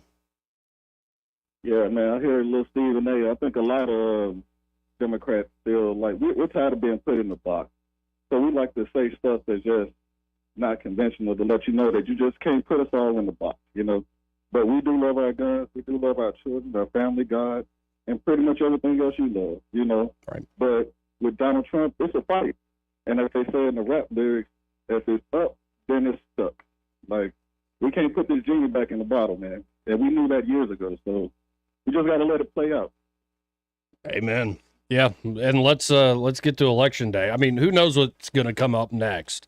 Because I think if it was just a matter of voting, Trump would easily win. Oh, yeah. But the folks, the so-called powers that be, they've made it very clear that's unacceptable. So who knows what the hell they'll do? Yeah, they don't want to let that power go. But the reason I called, I was asking you guys, I was calling to see where you guys going to bloodbath on 4th of July. A bloodbath on the 4th of July? I didn't have plans for one, but you have a spot I could go to? Yeah, Louisiana, 4th of July. They're calling it the Purge. Ooh. Oh. All right. Like any weapons allowed? Well, if you're 18, you can carry concealed pistols starting on the 4th of July. So, yeah, it might be a bloodbath down there. But I might be wrong. I have some friends that saying, like, you don't need to, you don't need to jump to, don't, like, guns are not bad. Like, they kids carrying guns anyway. But I was thinking, like, we're just going to make it easy for them, I guess, Right. Well, it's just... I don't know. Check that out, and I'm going to listen to what you guys got to say, because I don't have an opinion, really. I'm just not going to Louisiana after the 4th. I love the word bloodbath. Everybody's saying it these days. Yeah, and I'm not offended by it either. Like, I get scared when you say something like, good old boy roundup militia. Like, that'll scare me, but you say bloodbath, no, this is political season. Like, we know what it is, but I'm not offended. Right. It's just, I don't want to hear anybody called up talking about them meetings happening. around the corner. I don't want to hear that. No, let's not go there again. Yeah. We'll let that go. But yeah, I want to know if anybody got any information about that. What the governor and the legislation did down there for the 18. You can carry pistols now. Concealed. So, yeah, you're bringing it to bring it to my attention. We'll look into it. All right, 4th of July, bloodbath, heard. Thanks, Mr. Pink. All right, see you, Mr. Pink. Oh, let's go to Pat. Hey, Pat. Good morning. I just got off a work site and turned in you guys, and I got to pick up on something Mr. Pink said. They know for a fact that we agree on 85%, both sides. I mean, you get left and right together. 85% we agree on, and so the 15% is what the media focuses on because that creates the wedge that drives us apart. And they've gotten real good at driving us apart. Yeah, and it's a shame because unless you're Rand Paul, your neighbor is not your enemy, most likely. And I think they've got folks trained through media to hate one another. And it's a crying shame because there's so many common sense things that most Americans agree on, to your point. And yet that is not on offer. We're screaming over the term bloodbath.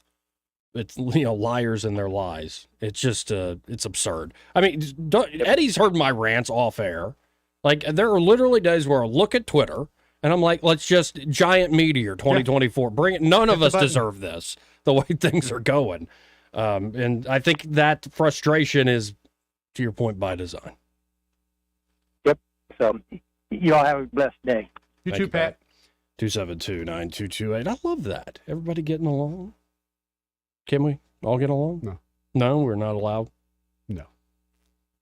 Can't happen. Why not? Too many people start getting along. Someone has to throw a grenade in there. Somebody likes chaos. If too many people get along, they'll have good ideas and run some of this crap we got going on out. It's almost like a classic meme at this point, like we have some great peace deal after hundreds of years of fighting. And as they're at the table signing the peace deal, a bomb goes off. Because there's some party that doesn't want peace, and it doesn't take many to have that that veto of violence. Look at Israel, man. Oh, yeah. The whole world wants peace there except for two parties. And anytime they get close, one of those two parties, they do something. Now, that 5-hour debate that Craig was mentioning, I watched that over the weekend. Fascinating, because they get really into the weeds of, like, the history of Zionism, especially leading up to the 47 and 48, the 48 war. Then they got into like what happened on October 7th and all these things. I did not find the folks more stumping for the Palestinians that convincing. Okay. Now, is there plenty of things say Israel has done wrong over the years? Yeah, sure. Definitely. But it just seems like it's always been a question of who's allowed to exist and who's not. And all the talk has been just that talk. Now, it did look like with the Abraham Accords, there was going to be peace that broke out. But those who are willing to commit violence tend to have a veto on peace. Yep. So we'll see how it shakes out. Let's go to line one. You're on there. Who's this? What up, friends? Hey, Duke, how you doing? Oh, righty. Yes, sir. How you doing? Pretty good. I'm doing good, but I don't want you to say Mike Pence's name once on this call. You're going to drive me nuts. I was having a good weekend, and you're texting me about Mike Pence. I was going to say, where did it come from? I couldn't get it. Yeah. What, you don't like Mike Pence or something? Don't even, I said don't say it. Don't say it. Asking, you don't like him or something? What's up, man? I mean, nah, I've never really liked him. Huh? I've never really liked him. He's like just not my cup of tea. Was it the whole? But I find it rich though that he was like he was suckling at Trump's teeth. Like a little bit more. Yeah. Okay, all right. But could you play that Trump thing for me one more time? I'm trying to see what I missed.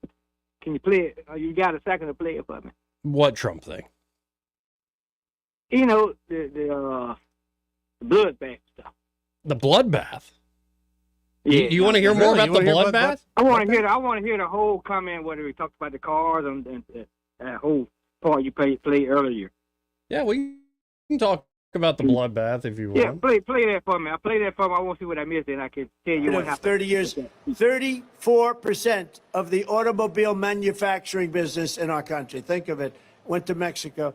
China now is building a couple of massive plants where they're going to build the cars in Mexico and they think that they're going to sell those cars into the United States with no tax at the border. Let me tell you something to China. If you're listening, President Xi, and you and I are friends, but he understands the way I deal, those big monster car manufacturing plants that you're building in Mexico right now, and you think you're going to get that, you're going to not hire Americans, and you're going to sell the cars to us. Now, we're going to put a 100% tariff on every single car that comes across the line, and you're not going to be able to sell those cars. If I get elected, now, if I don't get elected, it's going to be a bloodbath for the whole, that's going to be the least of it. It's going to be a bloodbath for the country. That'll be the least of it.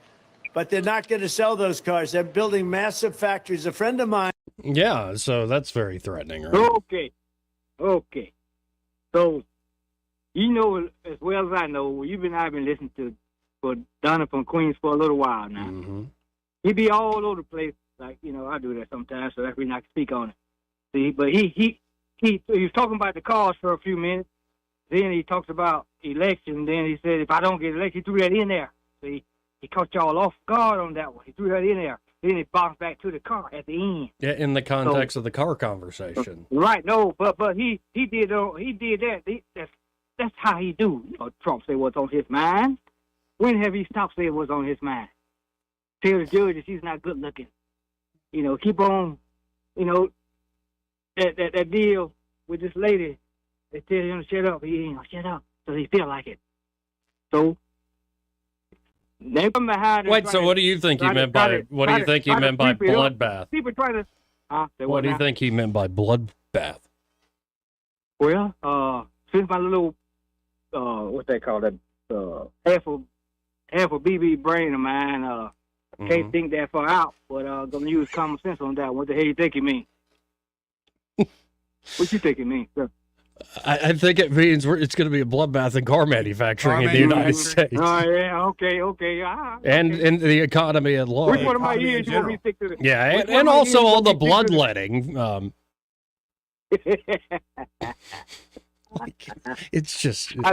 I turn over to Fox News just to hear what the hell they gonna say Saturday, just for the hell of it. Well, and I'm sure you heard the montage. People have been using the term bloodbath in politics. Not ad nauseum. It's just absurd. No, see, you and Pink and all the rest of y'all sitting there trying to play crazy with the whole situation here. But you know good and well what Trump is saying and who the hell he's talking about and what the hell he's talking to and about and all the above. All right about. I'm talking and rambling a little bit right now because I'm going rambling and talking right now. But that's the way they sound on the TV, so I'm just trying to fit in. Mm-hmm. But to be serious, he don't need to say that from where he stands, because you got the idiots out there that will bite on some of that kind of talk. Okay? Sounds so like we don't biting. need that. Huh? Sounds like those idiots are biting. So let's move off I'm of let's. talking about, you know what I'm talking But about. if you want to talk, if you want a little, people try to throw in the fact that everyday people out here in the hood shooting each other, killing each other, they try to throw that compare what Trump is really talking about. But what do you think Trump is like trying to get jackboots to march through the streets and kill people? Like, what the hell are you? Are you high right now? But no. I'm just using common sense on the context he used it with it. He said if I don't get back in, it might be this and that on the street. That's not what he said. That's not what he said. Words, now. But let's move off of Trump if you want to keep talking here. I want to share a quote with you from Coach Tommy Tuberville. He said, "I've traveled all over the country, all 50 states. I've been in good places and bad places. The one thing I saw, we are losing our kids to a satanic cult." Yeah. Is that like, you like that? Do you think Coach Tuberville's right? Because a lot of folks went crazy over that. Why? Because you're saying Democrats are Satanists. Oh. But to pause for a minute and get real, people. I'm hearing all this stuff out here. See, a while ago I looked crazy talking and all over the place a little bit. I was doing a little Trump for you guys because he does that a lot. He all over the place, and you guys knew that he said what he said. I don't know what context. When I saw what he said, it was obviously in the context of talking about automobile manufacturing. No. Obviously. No, that wasn't. No.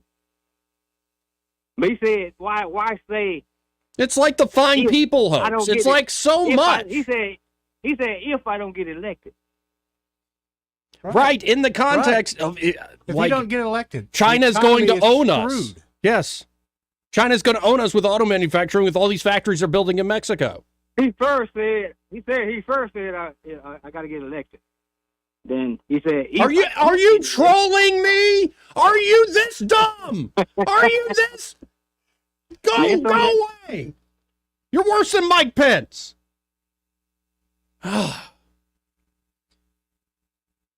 This part of the program brought to you by Pest Pro Services. You know those folks, right, Eddie? I know those folks very well. You know, Ashley being celebrated. Yes. And one of the top 40 under 40. Top 40 under 40. She looked great, too. She's got a little bit of info on her Facebook page about that. But one of the greatest things is you see Ashley standing there all dressed up nice with a great smile on her face. That's the Ashley I know. Always ready to serve. One, I love seeing the recognition because we know how much they've grown leaps and bounds over the last few years. And it's because people are finding out here in the river region they're just that good. And, you know, spring has sprung. Oh, no doubt. It is alive. Yeah. So you're going to have wasps showing up. I'm guaranteed to have to deal with those. Already got a couple skeeter bites from this weekend. So skeeters are out. Mm-hmm. Of course, I've seen a few La Cucarachas running around the pine trees. Those big, I forget what they call them, the big ones, though. They're the big ones. So if they're around, then we also got the German cockroaches. That means the termites have woken up. They're starting to eat. You're seeing fire ants. I've seen them everywhere now. You'll see red mounds popping up in your yard. There's a company that'll take care of that for you. Pest Pro Services. That's right.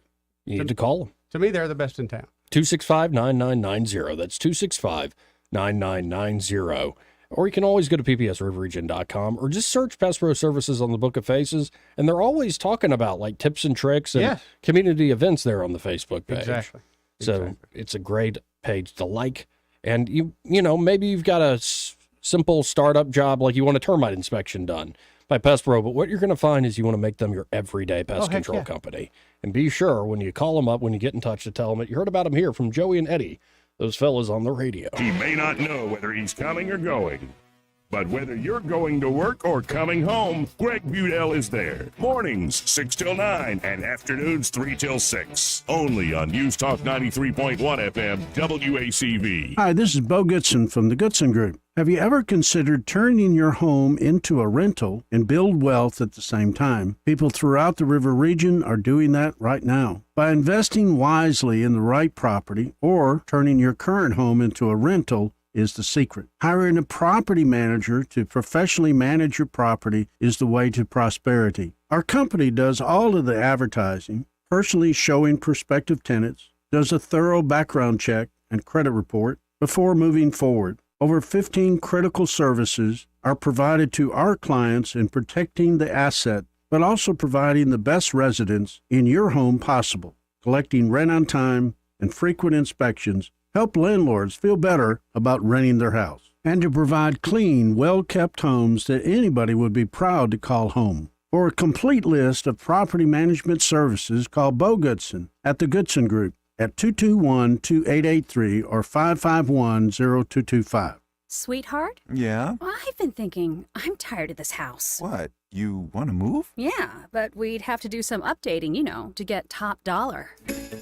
Updating really does make a lot of sense, especially when you're talking about lighting. That's where Crosby Electric comes in. They'll help you choose a stunning pendant fixture over your bathroom sink, dramatic flush mount lighting over your kitchen island, maybe some LED panels to backlight your countertops. Energy-saving LED lighting has really come down in price. Or how about a new ceiling fan that moves air more efficiently than fans built only 10 years ago? The bottom line, updating your lighting almost always delivers a full return on your investment. Well, sweetheart, the house looks fabulous. Yeah. Guess I'll put out the for sale sign. Wait. What? I don't want to move. Find out how to turn your house into the home you'll never want to leave. Visit crosbyelectric.com or call 272-2085.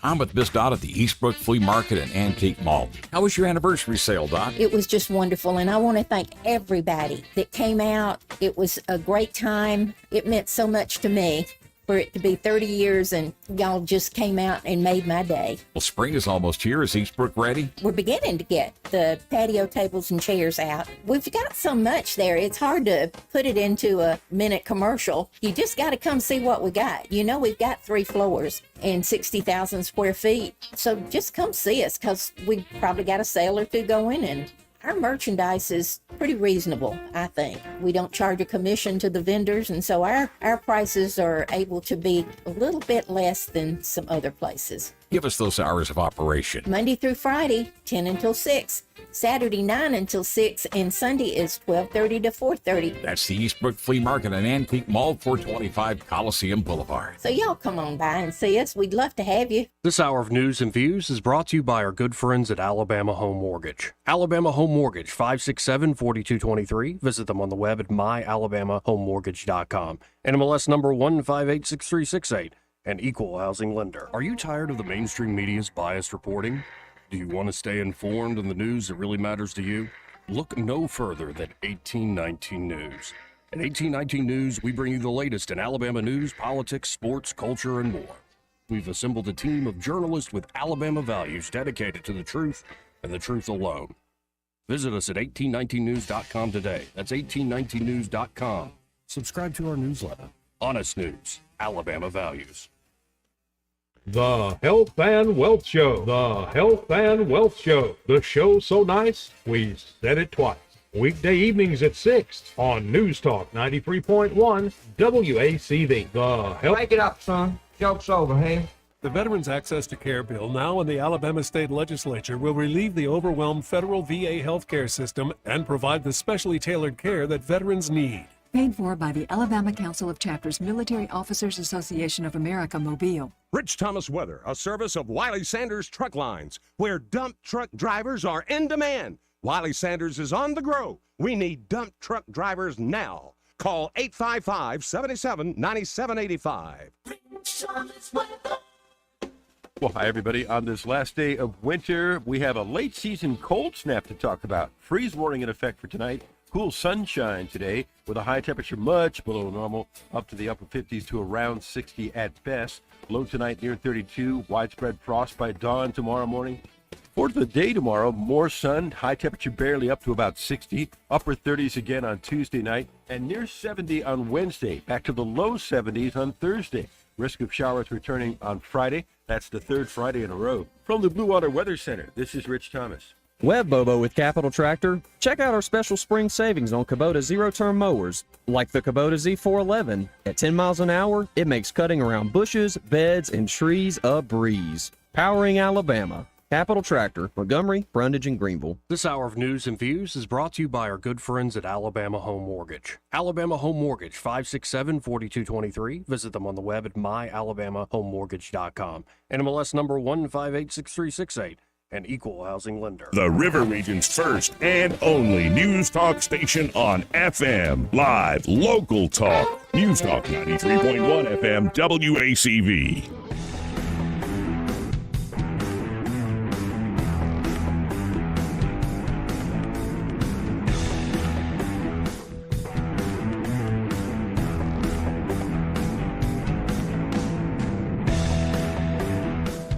Joey Clark. Welcome back to News and Views in the afternoon. I'm Joey. He's Eddie.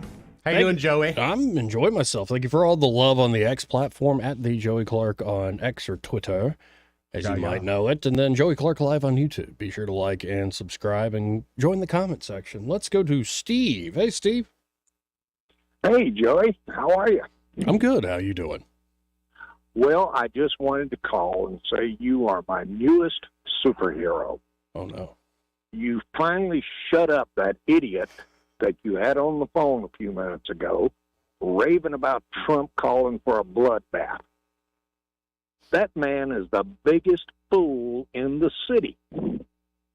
All he sees is the headlines or hears these idiots on CNN and MSNBC and so on and so forth talking about Trump calling for a bloodbath. He does not, and when you try to correct him, he doesn't want to hear it. Right. Well, and it's also like playing the whole clip. I think people just have certain words that set off a mousetrap in their head, and like there's nothing you can really do about it. Yeah, I'm sorry, but I watched the entire clip.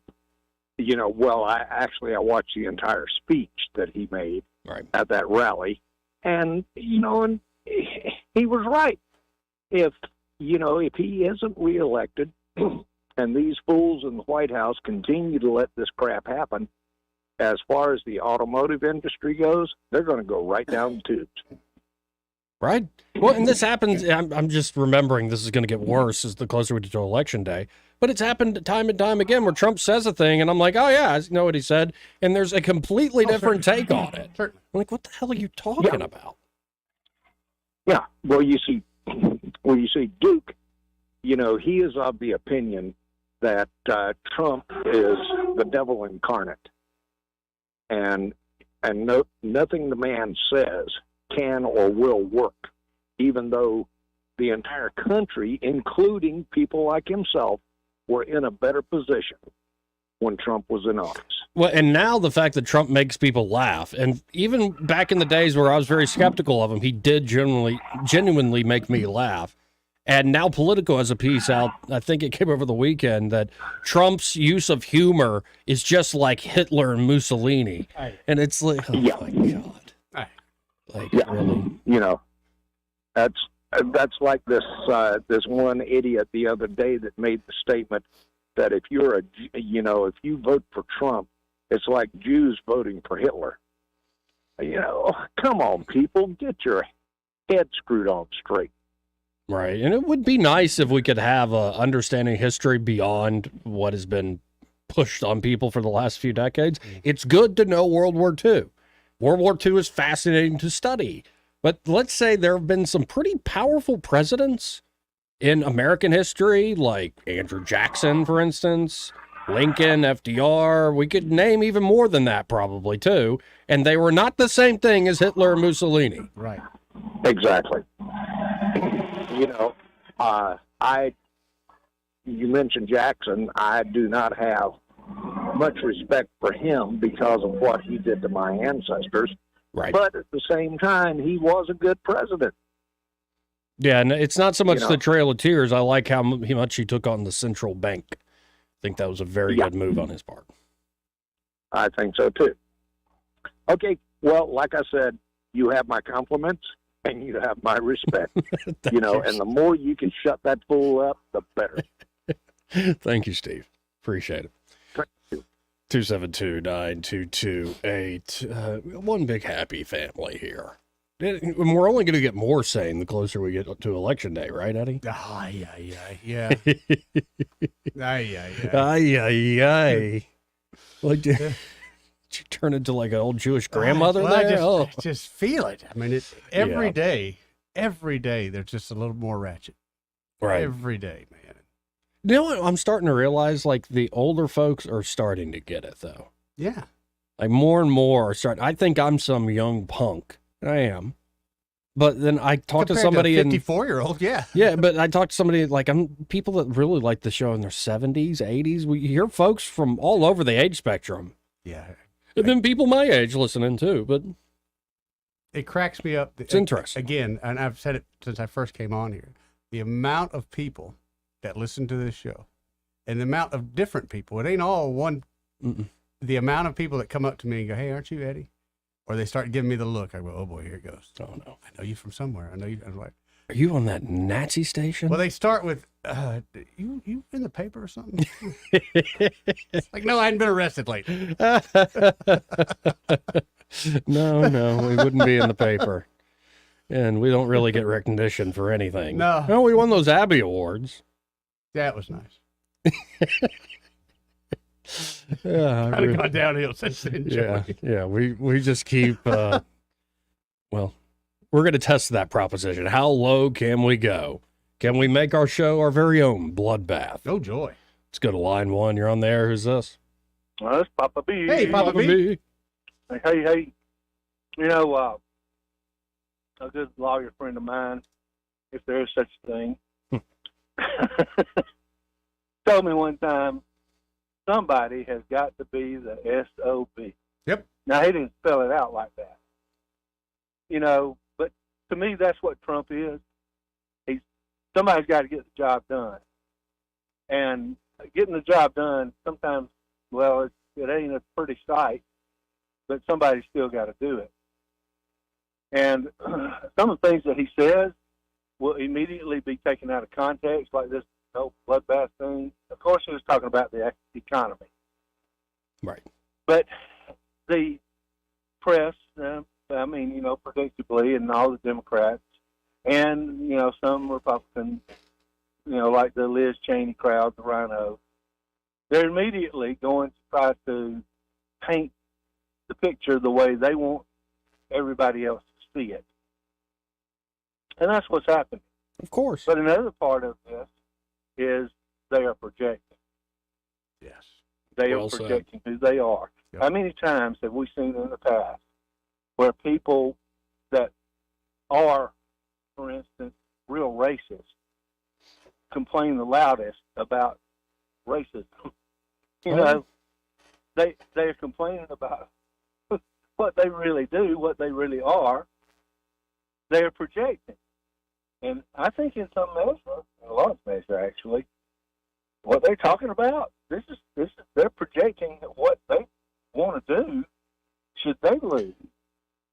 And I think we need to kind of be ready for that. And I think it's their understanding of history that if you don't have democracy like we have, the only other option is democracy, or hegemony or oligarchy. But if we don't have democracy, the only other option is fascism. And it's like, have you not understood that human beings have lived on this planet for thousands of years and have had different forms of government? And I'm not saying I want a king, but Napoleon, for instance, wasn't the same as Hitler. Correct. Like, it's just, it's so dumb. It's very, very frustrating. And, here's the thing about it, Joey. There's some people that fact, reason, and logic just will not work on. And so trying to do so is a waste of your time, your energy, and your breath. You bet you're just best not even talking to them because they will not come to terms with reality. They got their reality soapboxed in and the way they want to see it and the way they want to, again, project it, that's the way it's going to be with them until they, are come, to different terms with reality.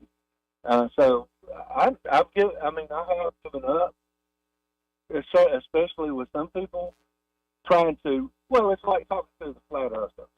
Okay, have you ever met a real flat earther? Well, I did interview Dean Odle, yes. And have you ever tried to talk to them with logic and reason and facts? It doesn't work, does it? No, not flat, not about the earth. See, but I love the idea of somebody getting elected governor of this state with like space, like camp and all that history of those, German immigrants, and then go flat Earth. Flat Earth. Those are just little fixtures in the firmament. Start changing the signs too, right? And if you actually journey to the center of the Earth, and yeah, there's the hollow Earth. Yeah, I love that one. Oh my God!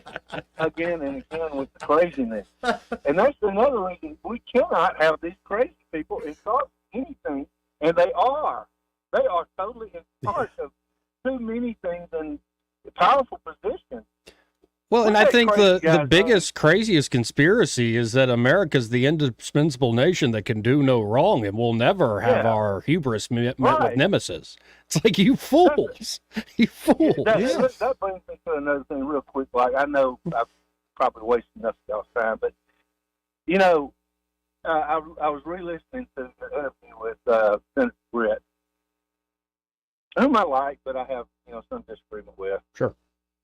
And she was talking about how, we have an obligation to Ukraine because we made an obligation to Ukraine to protect Ukraine if they gave up their nuclear weapons. Well, yes, that's true. But there's more to that story, and she needs to understand that. That's what we all do.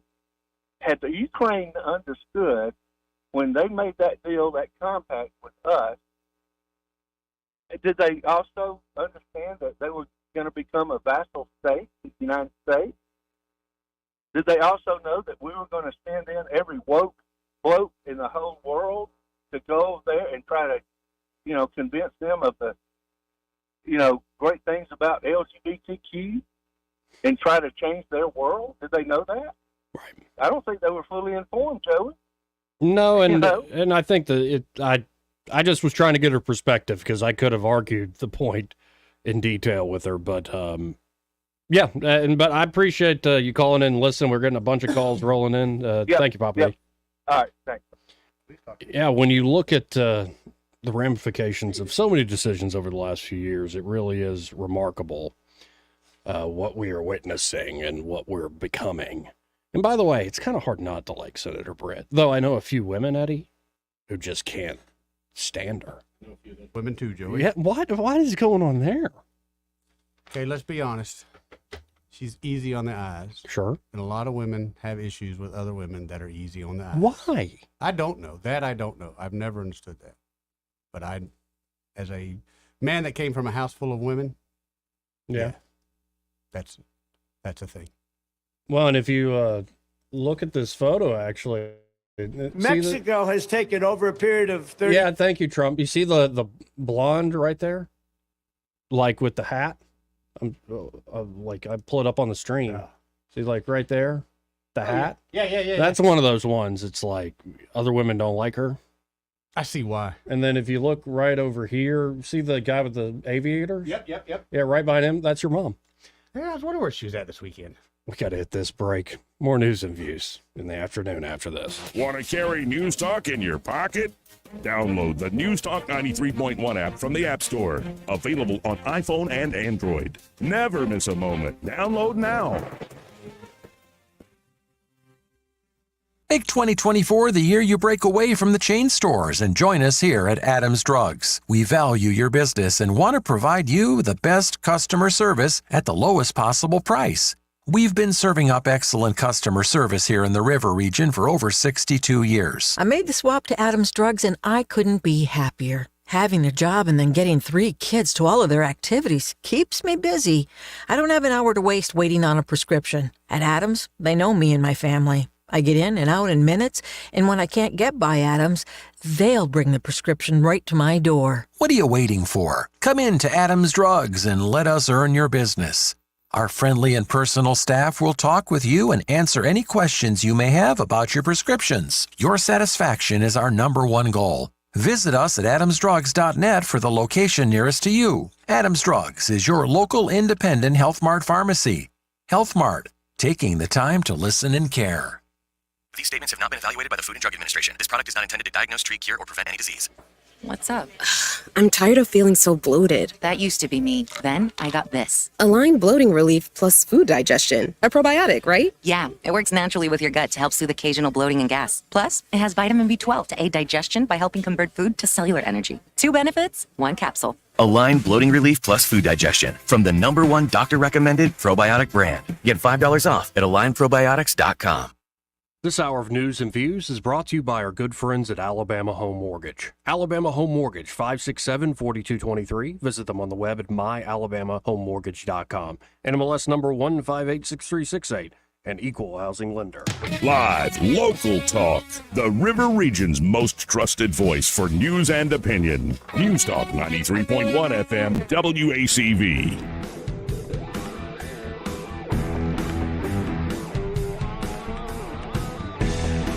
Welcome back to News and Views in the afternoon. Let's go right to the phones and talk to one of our great sponsors, Michael Cohen from Cohen's Electronics and Appliances. Hey, Michael, how you doing this afternoon?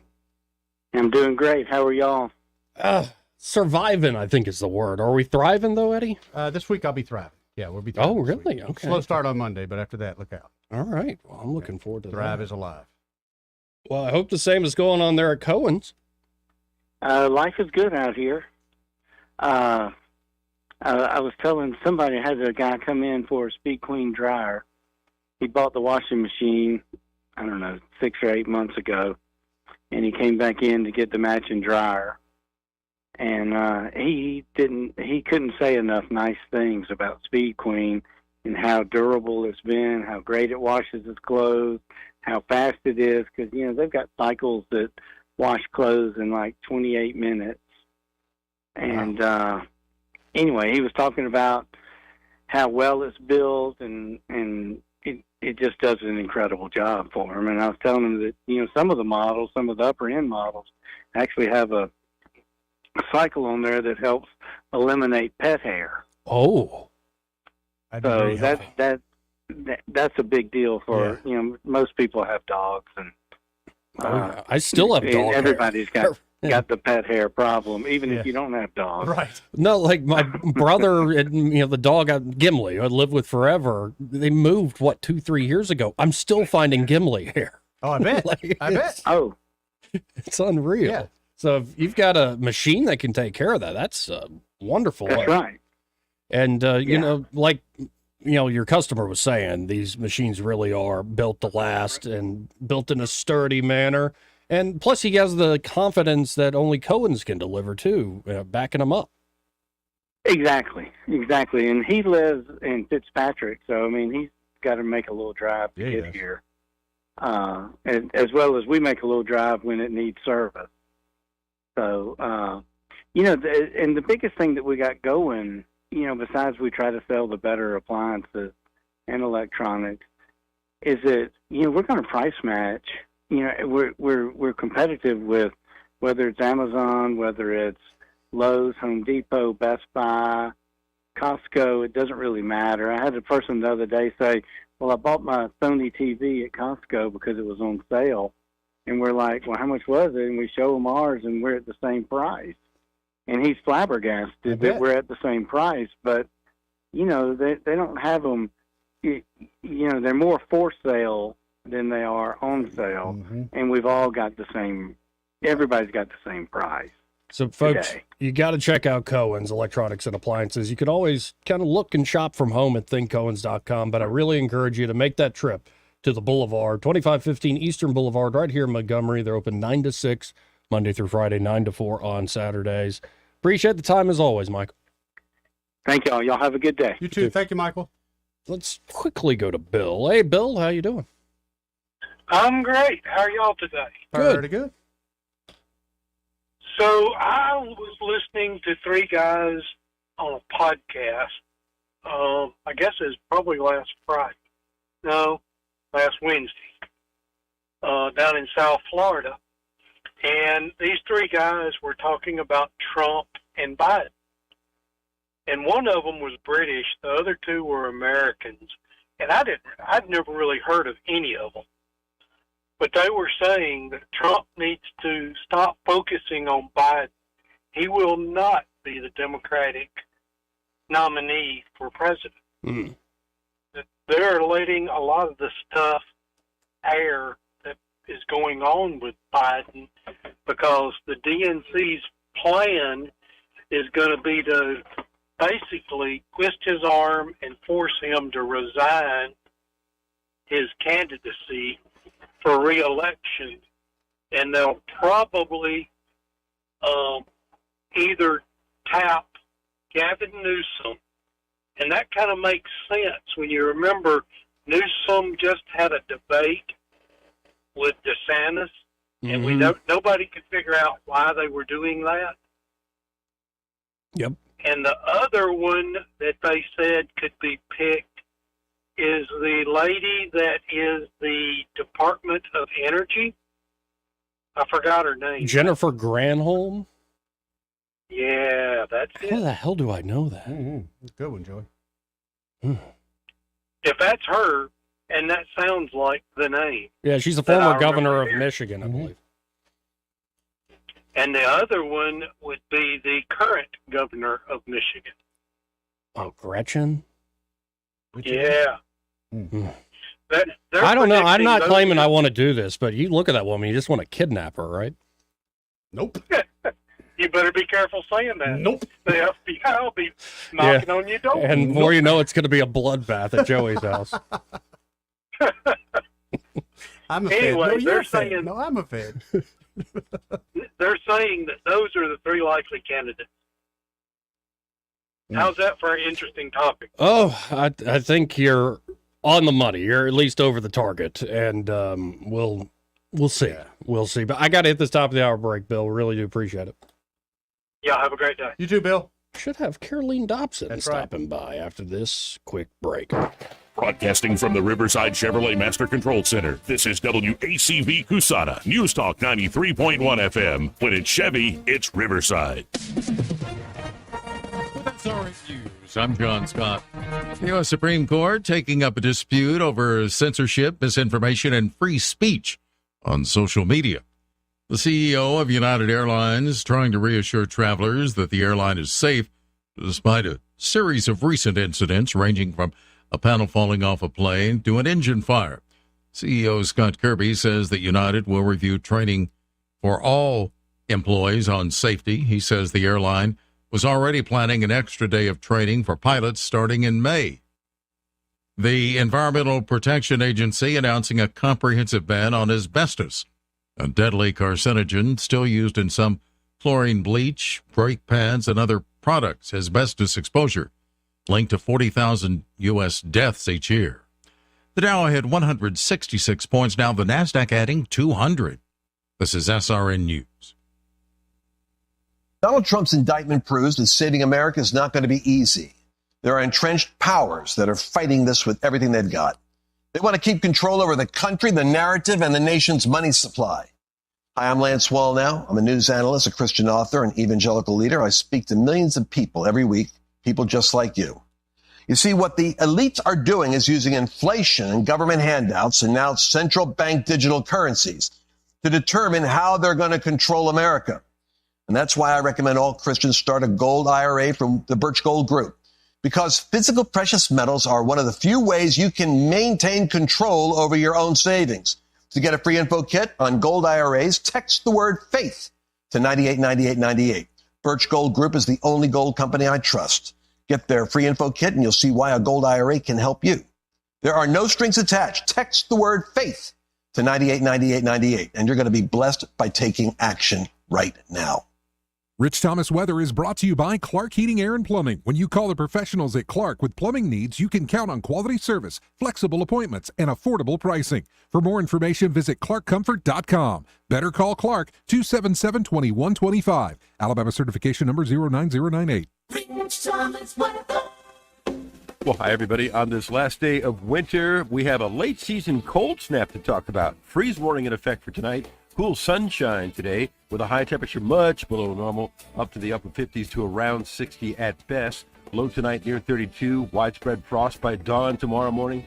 For the day tomorrow, more sun, high temperature barely up to about 60, upper 30s again on Tuesday night, and near 70 on Wednesday, back to the low 70s on Thursday. Risk of showers returning on Friday. That's the third Friday in a row. From the Blue Water Weather Center, this is Rich Thomas. For the lowest prices around on flooring and DIY flooring installation supplies, Budget Floors & More is your new best friend. Luxury vinyl plank, carpet, ceramic tile, floor installation supplies, and more with prices lower than the big box stores. Budget Floors & More, Hunter Lane across from Del Rey Publix. 1819 News. Governor Ivey has recently issued some grant money. $1.6 million is being distributed to drug task forces throughout the state of Alabama in order to continue the battle against illegal drugs. $200,000 will be given to each of the 7 drug task forces that work under the Alabama Law Enforcement Agency. The money is to cover operational and equipment expenses for those task force missions. I'll be back with more Alabama stories after this. Covenant Rescue Group seeks to directly support organizations and agencies that are fighting the global battle against human trafficking. They do this through funding, procuring, and advocating. You can go to covenantrescue.org for further details. They need your donations, guys. Hop on and donate. A murder investigation is underway in Birmingham after a body was found outside of a small business. The victim has been identified as 37-year-old Eleazon Solis. Authorities say that Solis was found to have suffered a trauma to his body that is believed to be intentional. Solis was found in West Birmingham. So far, no suspects have been identified or taken into custody. Today, a Mobile man is expected to be in a courtroom to receive a prison sentence from a Mobile County Circuit judge. Marco Antonio Perez was found guilty by a jury of murdering a Mobile police officer. He was given a death sentence by that same jury. Prosecutors, along with defense attorneys for Perez, decided that despite the jury's verdict, a formal sentencing hearing needed to occur by that judge. Before the year 2017, a judge could override a jury's sentencing decision, but now state law makes the jury's decision unchangeable. The Florence Police Department is seeking more inroads into community relationships and have created a nonprofit as a result. The Florence, Alabama Police Foundation is already planning a youth basketball tournament for this coming April to further relationships within the community. I'm Andrea Tice. For more news affecting Alabamians, go to 1819news.com. And while you're there, subscribe to the daily newsletter. This hour of News and Views is brought to you by our good friends at Cole Plumbing, 279-8919. Cole Plumbing is number one in the number two business. You don't have to dig a hole. They have proprietary pipelining technology. Ask them about their tankless water heaters. Remember, when you have trouble with your bowl, call on Cole.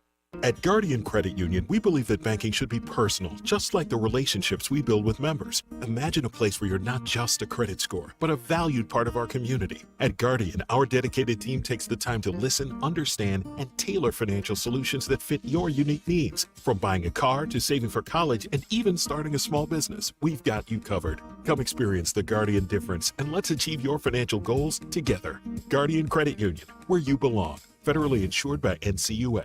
The views and opinions of the following program are solely those of the host and other contributors. These do not necessarily represent those of Liberty Acquisitions 825, Blue Water Broadcasting, its management, staff, or any advertisers.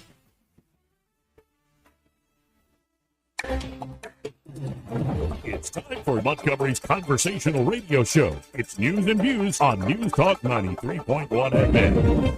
To join the conversation, call 272-9228.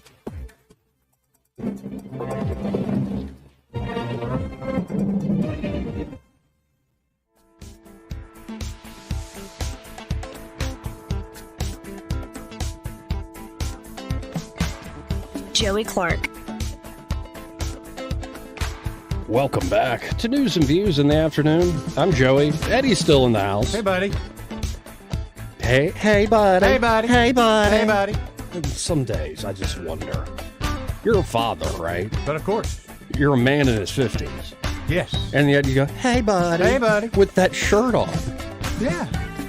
And so I bring all this up because I want to first apologize to our guest, Carolee Dobson. See what I deal with here every day? What are you talking about?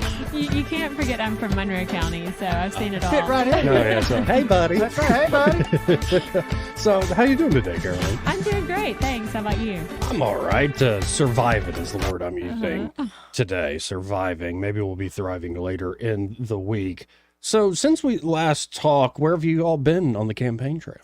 Yes, we've been, just all over, really.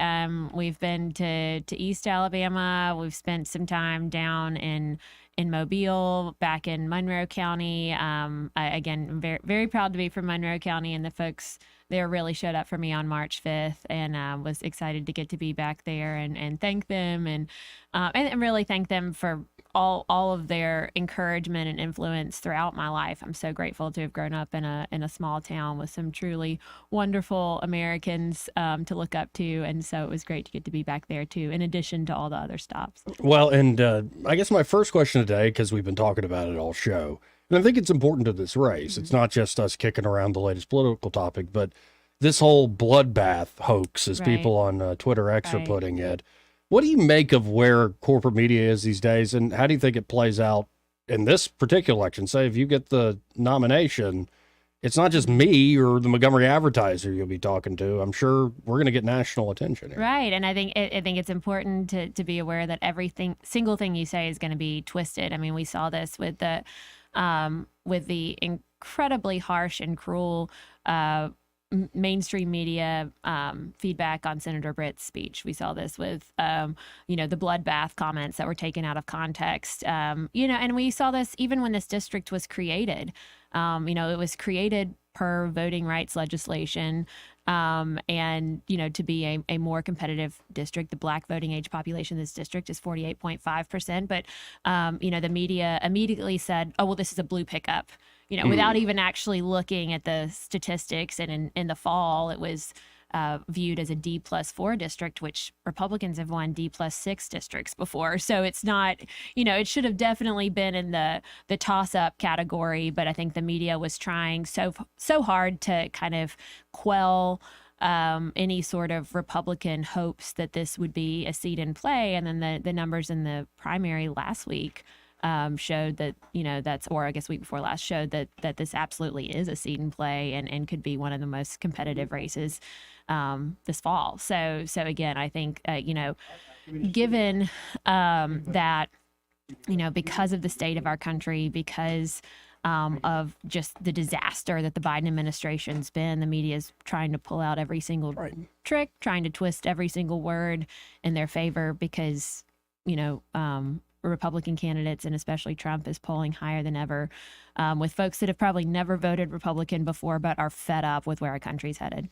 What do you think are the main reasons people are fed up right now? It is the manipulation and the gaslighting for sure, as we just talked about. In terms of like the policy issues, where do you think, especially traveling the district, people are at? What's their main frustration? Yeah, I mean, of course, the border. I mean, that's just first and foremost in everyone's minds. It's the crime, the Laken Riley tragedy, the fact that 112,000 Americans died last year of fentanyl overdose, and the fact that over 20,000 Chinese nationals have come across our southern border just in the first 2 months of 2024 alone. So many issues there that are frustrating people. The economy, of course. The fact that we could be making a few simple changes that would have a huge impact. We could be energy independent again, and that would have a drastic impact on just the price that you and I pay for everything. And I think just in general, people are really tired of career politicians and folks that are trying to fight for themselves instead of fight for the people of this nation, the good, hardworking, tax-paying folks in this nation. And that's why I'm running. I'm running to fight for Alabama families. And so, I think that's more and more I'm just hearing from folks that are just kind of sick and tired of the same old. And that's the reason that I, as a totally private, wife, mom, lawyer, citizen, 5 months ago, less than 5 months ago, was able to even be in this position in the runoff. And that's where I think I have the advantage over my opponent. He served in the Alabama State Senate, but for 16 key conservative votes, he didn't show up to vote. One of those was charter schools, several other issues. So I think people are tired of career politicians who aren't showing up for the American people. Now, in terms of this is your first time hop into politics, we've talked about this before, but it bears repeating for folks who haven't heard us before. What was the decision like? What went into the decision to run for office? Well, I mean, a lot of thought and prayer. I've always been interested in politics. We always talked about it at the dinner table, even though, I guess etiquette books say you shouldn't. But when you grow up in a small town, you see politics kind of played out, small town politics played out. And so you know who the probate judge is, you know who the mayor is. You get involved in campaigns because it's all, it's a much smaller cast of characters. But I've always, again, been interested in politics, had the opportunity to work for Congressman Joe Bonner and Senator Jeff Sessions when I was in college. But really, as far as, why I decided to step up here, kind of what I was saying earlier, the mainstream media, once the district lines were finalized in mid-October of last year, they painted such a depressing picture as to the chances of a Republican winning. But if you actually looked at the statistics, again, it was supposedly a 4% difference. It's probably not that, actually, if the primary turnout's any indication. And Republicans have won in this district if you draw the lines and count the votes. Only Republican women. So Senator Britt came very close to winning the district, and Governor Ivey did win the district, which traditionally Republican women do better in purple districts. In 2020, there were 15 seats that flipped from blue to red. Of those 15, 11 were won by Republican women. The other 4 were won by minority Republicans. Why do you think that is? I think in a lot of these races, a lot of these purple districts, the soccer mom vote and the independents kind of make the difference in the general. And, sadly, and the young vote too. I think a lot of young voters my age and younger don't always vote. They should. We've got to fight apathy, but they don't always vote. And I think, again, sometimes, whether a soccer mom votes Democrat or votes Republican or just stays home, that group, that section can make a huge difference in who wins in a general election. Well, and it has been a change in politics, and I was warning folks in that primary election to watch out for you. Don't underestimate you. And now you're in the runoff. So here we are. Now, when you look at the structural problems up there in D.C., I was just asking Rubeck about this earlier in the show. In particular, I think of something like the debt. Like, how do we even begin to tackle it? Is it a particular form of legislation? Is it building coalitions? Like, how do we even begin to tackle something so big? Well, it's a combination. I mean, first of all, we've got to stop kicking the can down the road, and we've got to take a hard stand. We've had so many continuing resolutions, and, unfortunately, if we're going to get, you have to balance your budget, I have to balance my budget, and we as a nation need to balance our budget. And so if that means that we do have to shut the government down, I mean, we've certainly got to ensure that our military is paid and that Social Security benefits continue to be paid. But sometimes, we need a wake-up call. So I think we've got to stop kicking the can down the road, and we've also got to stop cutting. Got to start cutting and stop funding all these left-wing initiatives. I would love to repeal the Green New Deal entirely. I would love to stop subsidizing wind energy. We've got to cut the funding that's going to promulgate woke agenda. I mean, here in Alabama, I'm very grateful that the legislature has passed an anti-DEI bill that would prohibit public universities in Alabama from using funding for DEI, because Alabama and Auburn each had a DEI budget of over $2 million each. And then you actually look at if you're, supposedly DEI helps to increase the presence of marginalized students. Well, you look at the student population of Alabama, and the Black student population is less than 13%. You look at Auburn, it's less than 6%. You look at Troy, who spends $0 on DEI, and their Black student population is over 30%, which is more on track with the overall population of Alabama. It's actually true that DEI builds resentment, it builds insecurity, and then we're funding all of using taxpayer dollars to fund all these woke agendas. So I think it's really cutting government spending, and especially the spending that's being used to promulgate a lot of this liberal indoctrination in our country. Yeah, but here's where I'm at in life, because I can understand that you're running and you're seeking this office, but you'll be one of 435 up there. So like that's I guess where I'm going next with the questions. Like, how do you even begin? I guess you have to, for lack of a better word, pay your dues. It happens at the state house and state senate, and I'd imagine it happens up there in Congress. But is there a way to kind of break the mold? You're new, but you're going to find a lot of folks who have been up there, creatures of that system for a long time. Oh, sure. I mean, but I think that's where the energy and the commitment and the conviction that I have comes in. I'm the candidate who has worked the hardest in this race. Look, again, I had 0% name recognition on November 1st when I was the first Republican to qualify. And I've been on the road every day, not just, trying to meet voters, sure, but trying to learn about this district and learn about the struggles and opportunities in this community. And I think Senator Britt is a great example. She's a young woman, freshman senator, and she has been able to really accomplish a lot just because she's been willing to put in the work and to show up. And that would certainly be my strategy as well. Again, I think the fact that I have the energy and the commitment to advocating for the people of this district too is going to be a point in my favor as far as folks wanting to build relationships with me and knowing that I could be there for a decade. There is when we send someone who's already in retirement age, how likely is it that the leaders of the party are going to view that person as someone that they need to invest time and energy in. And that may be true, but it's just, we need to have someone who has the work ethic to really put in the hours to build the coalitions and rise in the different committees. Also, I suspect that war chest didn't harm Senator Britt any bit. Sure. Or climb.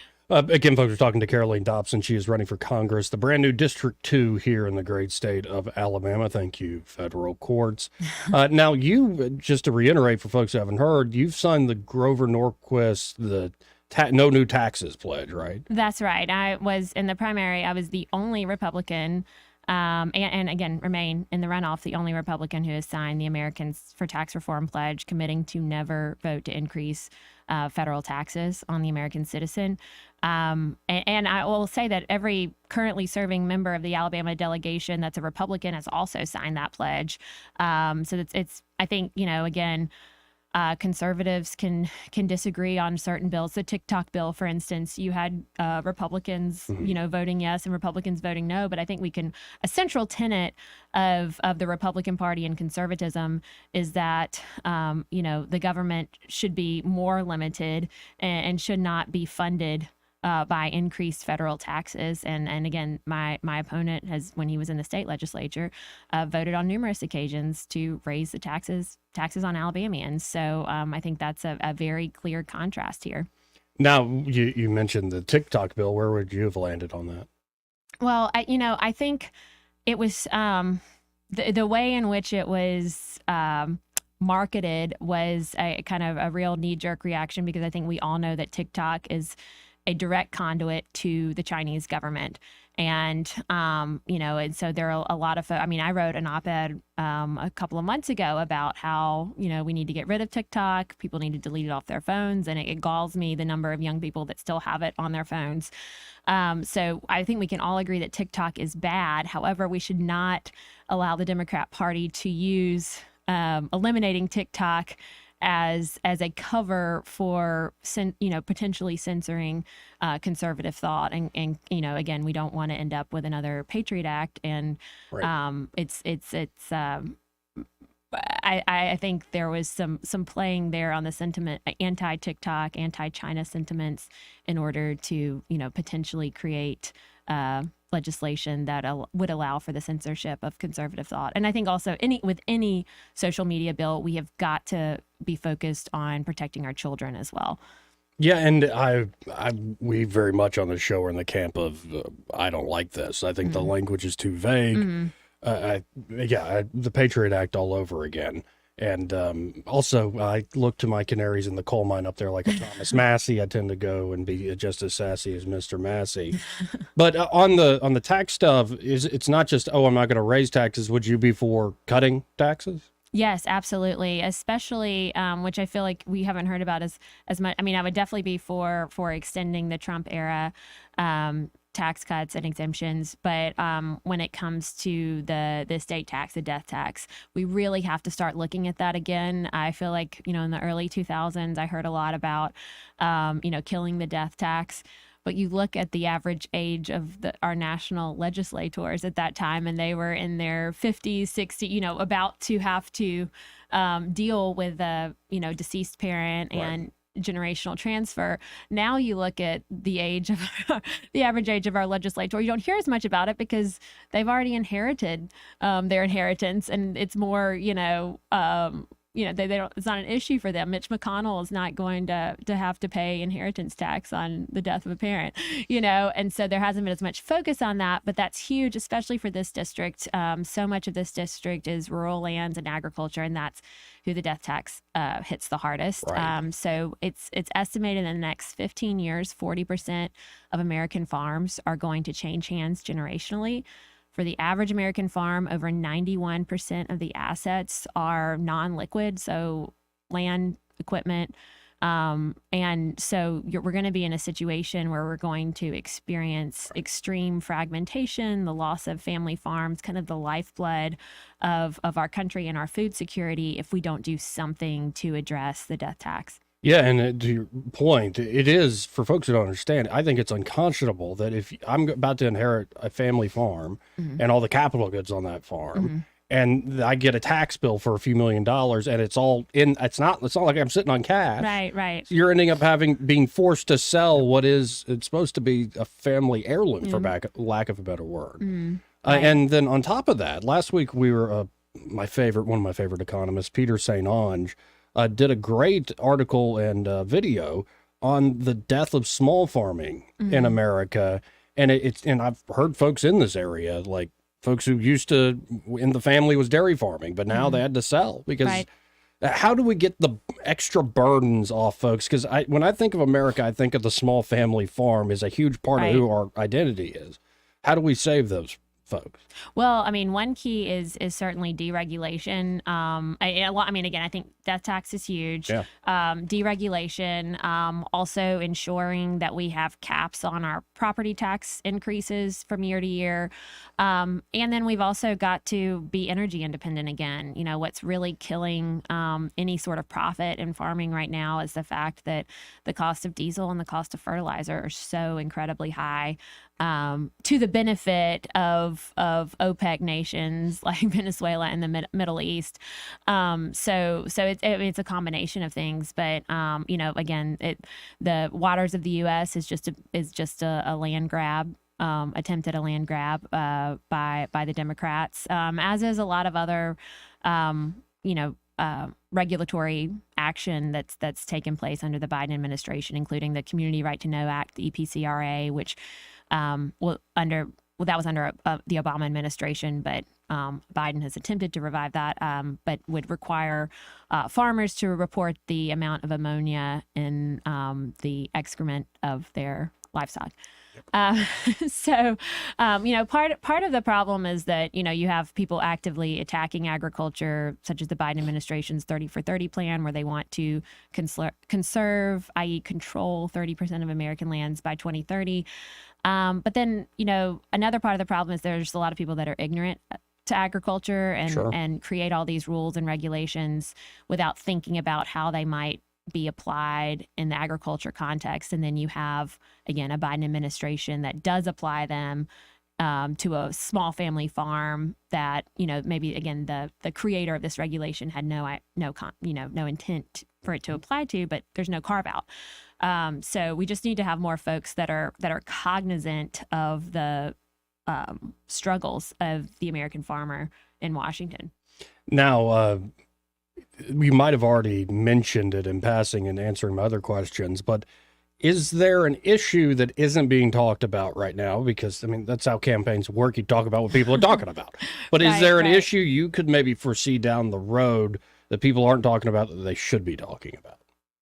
That's a good question. I mean, not to kind of, I guess, beat a dead horse with respect to what I was just talking about, but one of my first priorities, if elected, would be to codify Trump's regulatory Bill of Rights. It was an executive order that he promulgated in 2020 that just created some basic protections for the American citizen facing a regulatory action. I mean, standardize the rules of evidence, due process, the burden of proof. And I think a lot of Americans don't realize that, while you're innocent until proven guilty in a judicial court system, if a federal agency comes after you saying that a certain rule applies to your small business, there's no guarantee and there's no standard for how they actually administer those proceedings. So I think that's a win for all Americans of any political persuasion. And again, I think the fact that the Biden administration revoked that executive order within 40 days of Biden taking office, because in print, it would prove too burdensome for federal agencies. You're like, well, yeah, I think the agencies should be burdened personally. Yes, right. So anyway, that's again, that's maybe not the sexiest thing to talk about on the campaign trail, but it's very much a priority of mine because, again, a lot of District 2 is made up of small towns, small businesses, again, ag producers, but even the big businesses too. They are also often, very frequently, the brunt of federal overreach from the executive branch. Now, pretty much running out of time here, but if folks are liking what we're talking about and they want to help you out in this runoff campaign, how can they do so? Yeah, no, thank you. You can go to www.dobsonforcongress.com. I'm also on X, Instagram, Facebook, and Truth Social, Dobson for Congress. Okay. Well, it was great seeing you, Caroline. Good to see you, too. Thank you. Open door policy. This is going to be, I think, a pretty heated race, I'd imagine. Yes.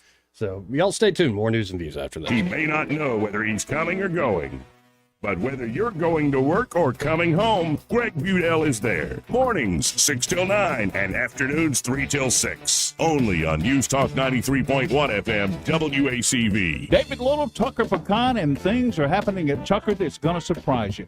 They're moving. Here's David to tell you more. Yeah, Bubba, we are. We're moving. We've been down here since 1952, and it was time to make a change, and we're making a change, and it will be for the better. We're going to move to 135 Mulberry Street. We're going to have our store over there. Our kitchen's going to be in the back. It's going to be a great opportunity for us, and we're going to have all the great gifts we have, and we're going to do the mail order like we've always done. But we're just moving to an area where it has other shops like us, which will be good for us. And, you know, it makes it easier for people to come shopping. They can just jump off the interstate right there on Mulberry, take a left, go about a mile up. We're on the left. So that's what we're doing. We're going to have the same great candies and gifts and all that, but in a different location. And we're starting to move, and hopefully we will be moved and out, everything done by the end of the month. So starting in March, we will be at 135 Mulberry Street. So y'all just come see us now.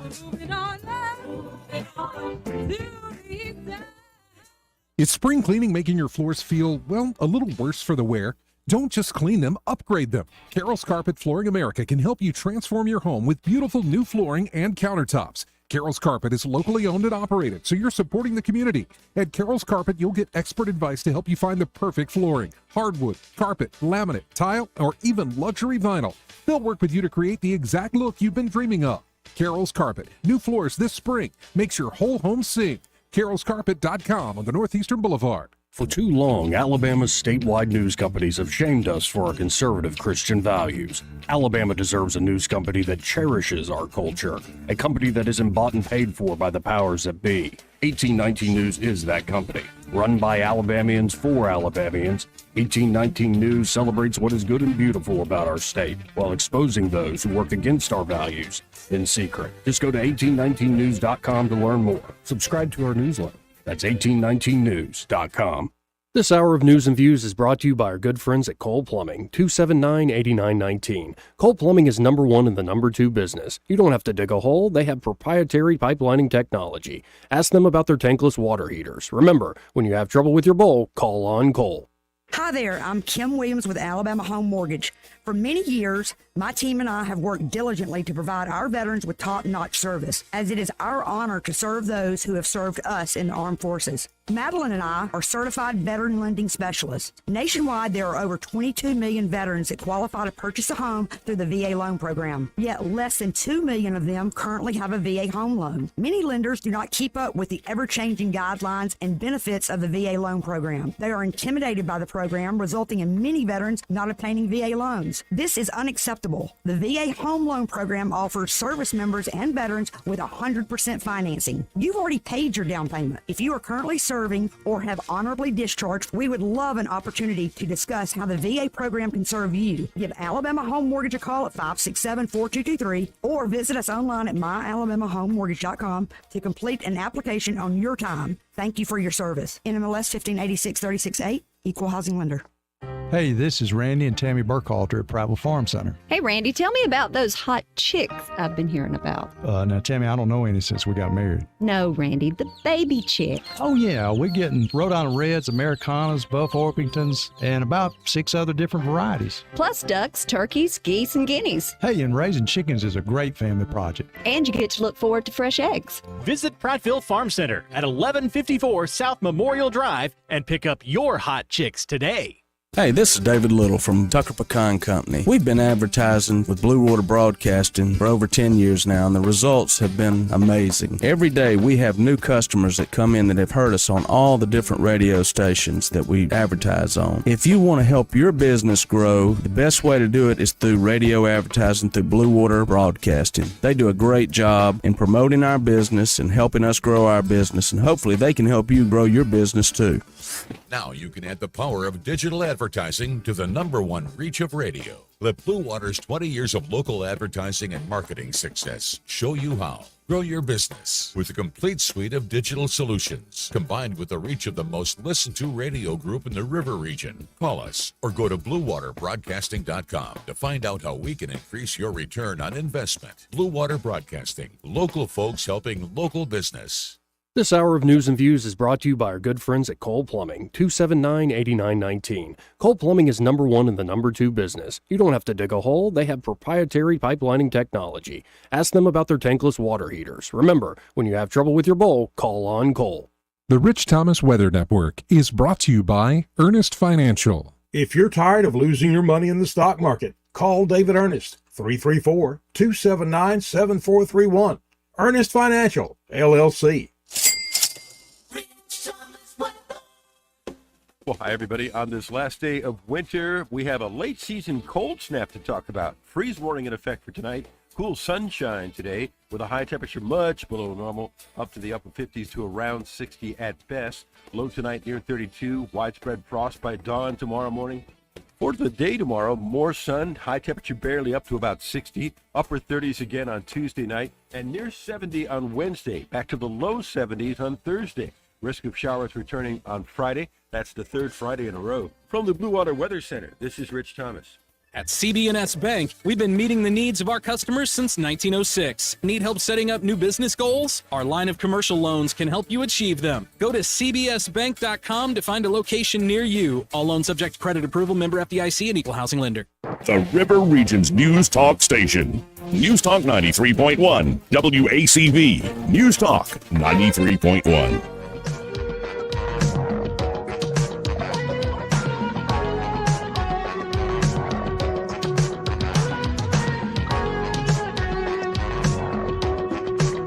You never want a serious crisis to go to waste. And what I mean by that is an opportunity to do things that you think you could not do before. Fat broads and horse-faced lesbians. Shut up, silly woman. Joey Clark. Welcome back. News and Views in the afternoon. 272-9228 if you want to get in on the program. 272-9228. And also, you can always follow online at the Joey Clark on X Twitter platform. That's right. And also Joey Clark Live on YouTube. Like and subscribe if you could, kind folks. And my goodness, there's a lot of comments we haven't even gotten to here. Oh, boy. Okay, so Romex Angler says, good luck repealing taxes. That is as fine of an idea as scooping manure with a spoon. It's not going to happen, so stop. Pro-tax much? How about running for AG commissioner or something with greater impact on farmers? Wow. Romex Angler coming in like... They're coming in hot. Hot. Well, no, and I have yet to ask any of the candidates the rude question. What's that? You know the rude question. I know. Especially cynical Joey. It's like, how is you going up there going to change anything? Kind of demoralizing. It is. But am I wrong? What if I don't go, Joey? You just assume you not go? And then we know all bad things will continue to happen? Yeah. No, part of me is like, yeah, let's just give up. Let's let the bloodbath happen. No giving up. Never say die. Are you like Scottish or something? No. Like you got Braveheart in you? Like No. what is this like? No. Earlier this year, beginning of the year, late last year, I was really, honest to God, depressed on where I saw the country going. Sure. And you kept telling me, it's only going to get worse. And you were right. Yeah. But I've seen it to the point, and it's still going to get worse, but I've seen it to the point where it's getting so bad, silent people are waking up. People are starting to actually pay attention. People that I thought had given up. So I bring it on, because more and more people are waking up. And it doesn't matter, Trump, Biden, all that crap. It doesn't matter to me. Those are leaders that we elect. That's kind of a puppet thing anyway. The real people that are running things are the ones behind the scene. People are waking up to that. So bring it on. Bring the gasoline on. Do it to it like a lighter fluid. Amen, brother. Now, get a load of this headline. All right. This is from Politico. How Donald Trump uses humor to make the outrageous sound normal. And then here's a subcaption on the X Twitter platform. Hey, Trump often uses jokes. They have jokes in quotes like that. Jokes and laughter to normalize his behavior. A trick used by autocrats in the past. Isn't there a saying, though, something like many things are said in jest that, oh, darn it, I'm going to screw up the saying, but many things are said in jest and joking that are meant to be taken seriously. Like when I make funny. Yeah? Yeah. Many a true word is spoken in jest. Thank you. Like what? Like all the fat comments you throw my way? No, I know you're talking about you. All the like, oh, Joey's a little light in his loafer stuff you're constantly suggesting? No. Who suggests that? Well, both of us, honestly. I don't suggest that. Not lighting the loafers. Yeah, there are a lot of people think it's just rude. Yeah, I know. I hear a lot of Yeah, that. I really do. If I get too hard in the paint with Joey will never let me know. And that's a true statement of a man right there. But boy, will the fan club come after me. Really? Oh, God, yeah. You were just mean. Oh, yeah. Well, sometimes you do say things that are hurtful. We do that. That's what we do. That's the part I don't get. I've been indicted more times than Alphonse Capone. Donald Trump said from the stage in Winthrop Coliseum in Rock Hill, South Carolina, "It's true," he said. And, of course, Politico said, "It's not." Yeah, because that has to be literally true in order for it to be, again, a great joke. But what mattered the most was that here he was, late last month, uncorking an especially lively version of what has become a routine rally riff, and one that never fails to send ripples of giggles through the crowds he commands. "My parents are looking down, they're saying, I never thought this could happen to my son. He's been indicted." He said, hands out, head up, reveling in the hoots on cue. The audio track of the traveling Trump carnival is now reliable to the point of ritualistic. Lee Greenwood at the start. The odd QAnon co-op sort of liturgical dirge to close. The apocalyptic assessments of the condition of the nation and the prompts to harass the press and the jeers and the swears from the throngs in between. I could shut my eyes and know precisely where I was. For me, though, there's one sound that comes to stick out more than any of the many others. It's the laughter. So now the laughter is dangerous. So we shall be crying all the time. Wait, you mean Trump's not a stiff who's kind of not good at speaking? You mean Trump actually has the ability that he's developed over decades to speak to a crowd and to work a room? At the end of the day, he's a salesman. Right. So he's going to have a sense of humor. Well, he's going to know how to communicate. He knows TV. He was the number one TV show for the longest time. Ironically enough, the number one TV show on that network hates his guts now. Hates his guts. Yeah, and I'm just looking through this, this guy, what is this guy's name who wrote this? Michael Cruz. Oh, that guy.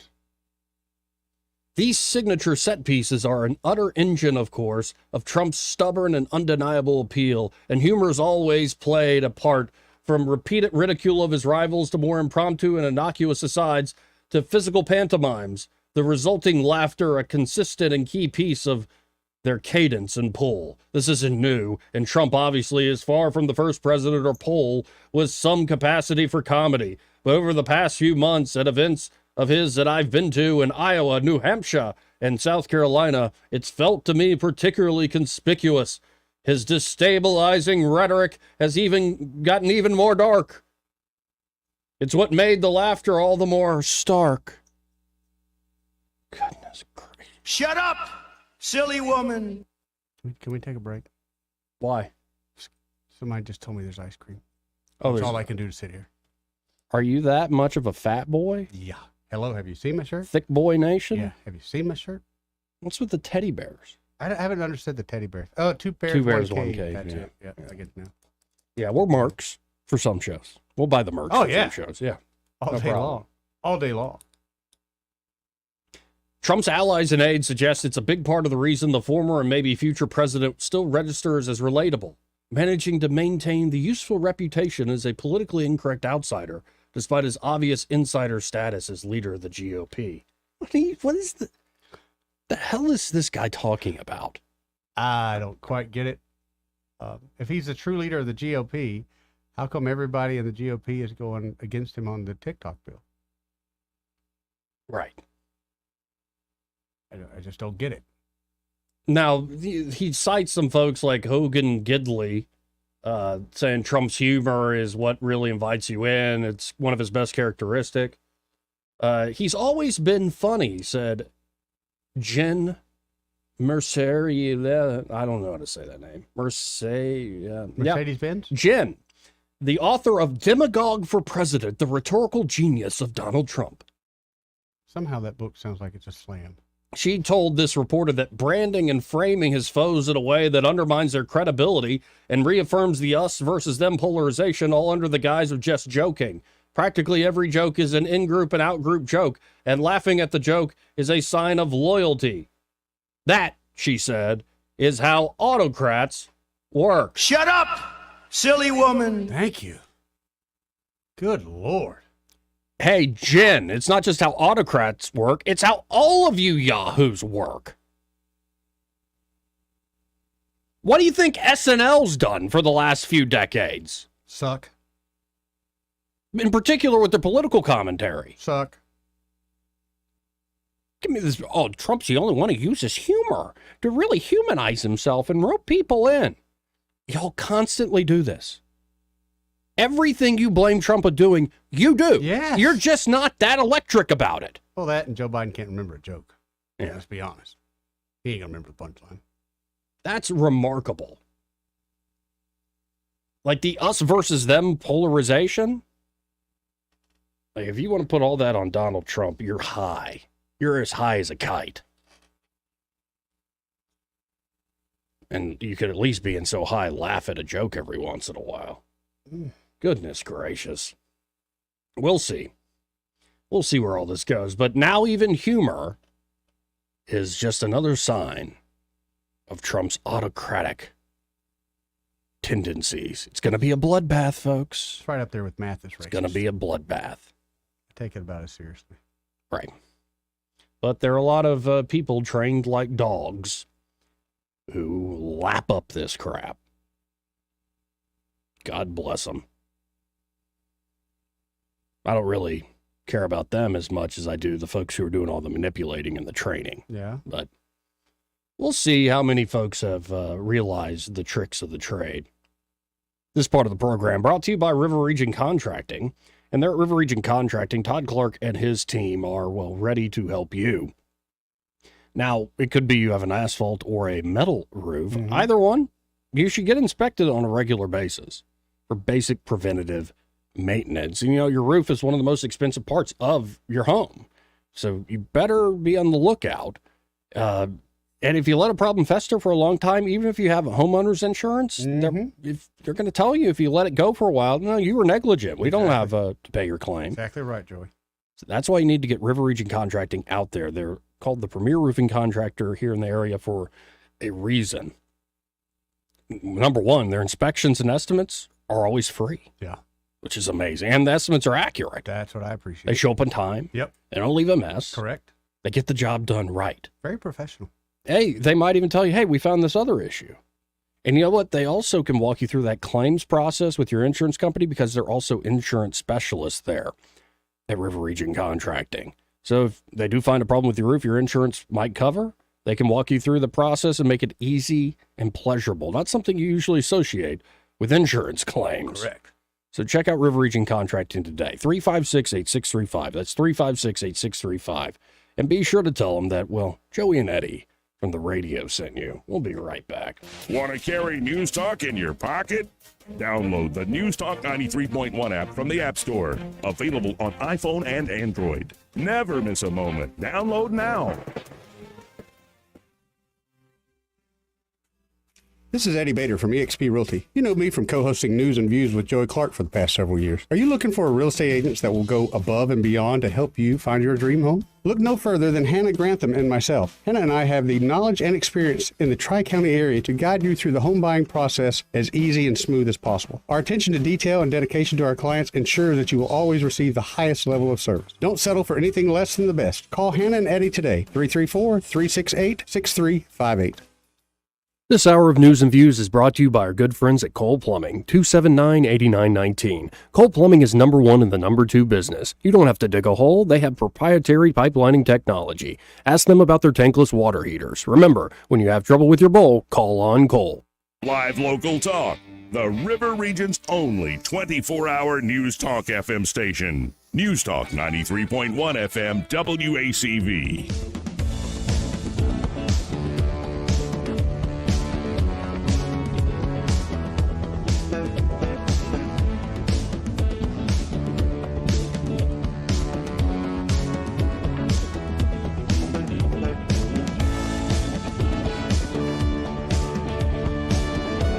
Joey Clark. Welcome back to News and Views in the afternoon. Yeah, I'm reading this Politico piece about how humor is essentially autocratic. Horseplay is necessary, believed Joseph Goebbels. Mussolini had the same twisted sense of humor as Trump. Yeah. So that's where we're going. Because Trump makes you laugh in a genuine way, you're just ushering in the next Hitler and Mussolini. You know, problem is you've been saying that about every frickin' Republican that challenges you for decades now. And we wouldn't be mocking you, we wouldn't be laughing our asses off at you if the results were actually good. But they're not. The reason there's doom and gloom mixed with, yes, some sardonic humor and mockery is because the results have been crap. You have treated this nation's middle and working class like chattel and suckers. You're willing to tell the most outright lies in order to sap them of their liberty and their wallet. So, pardon us if we would rather just mock you. And that we found a guy who's funnier than your guy. Y'all constantly have used humor to your advantage. And, you know, maybe, just maybe, you can have a strong American president that makes people laugh, that doesn't fall into the land of fascism. It's such a cockamamie theory of history. If you don't join us, then you're a fascist. Yeah, said the communists. Time and time again. Damn dirty communists. Oh, wait, is that ice cream? Oh, what type? Gooey butter cake. Ooey gooey butter cake? It's really good. Yeah, is it good? It's really good. Got like chunks of cake in there. Well, I guess this is going to be fascist too, according to the communists. Okay. It's so good. It's really good. All right. You notice how it calmed the beast down? Damn dirty commies. Oh my goodness. It's so good. Use me for eating. Mm-hmm. Wow. Anyway. See how a little bit of sugar helps? Mm-mm. A little bit of sweet. Mm-mm. Calms you right down. Mm-mm. Don't eat too fast. You get an ice cream headache and pass out. Mm-hmm. I'm getting a little bit of that now. Oh, it's so good. It is good. And the ooey gooey cake bits Cake are stuff? so much you got to chew them. Yeah. Wow. Which makes it extra cold. But, oh man, that's good. It is. I lost my train of thought. Oh, yeah, that everything that's not commie is, of course, fascist. You remember what the Berlin Wall was called? Freedom Wall. What was it? The Anti-Fascist Protection Rampart. Really? The East German government, run by the communists, Good called Lord. it the Anti-Fascist Protection Rampart. Well, you got to name it something. So I guess there's always a certain way to twist things in one direction or the other. Sure. Always a way to twist things. Hey, we're running out of time, but do you want to hear the very last call Rush Limbaugh ever Oh, yeah, I'd love to. ever took on air? Yeah. Okay. Pause it here because I want to eat some ice cream and we got to get out of here soon. Okay. But I thought this was, well, they've been calling this man a fascist. One of the best things Trump ever did was honoring him at the State of the Union and making everybody else lap up their tears and horror to it. But let's listen in. This is the last call Rush Limbaugh ever took. In New Jersey. Great to have you, sir. Hello. Thank you very much, Mega Prayers. Rush, two things I want to tell you, Rush. Number one, quit apologizing. You have nothing to apologize for. If people can't keep up with what you're saying, so be it. But we understand what you're saying. Thank you, sir. Thank you very much. I appreciate that. And number two, over the last few weeks, I've heard you say that you feel you failed in getting your message out there about liberalism. I want you to know that you have absolutely not failed. You have not failed, sir. We understand, okay? We wish you all the best. Be well. Well, thank you. I really appreciate that. Let me share something that I saw this morning also during show prep period. And it was Fox, so it's not going to appear anywhere but there. But there were some Keystone XL pipeline workers who've been let go because Biden has shut it down. And they were reacting to having their jobs taken away, eliminated. And they were bemoaning the fact that they now got to rely on $15 an hour minimum wage, or they've now got to rely on selling solar panels. And I'm watching this, and I don't know if any of the people, it looked like about 15 people who were part of the protest. I don't know if any of them listen to this program, but I just couldn't stop thinking, why are you people surprised? What do you think the Democrat Party is? What do you think all this climate change argument is about? It's clear as a bell that they have no desire to enhance your life.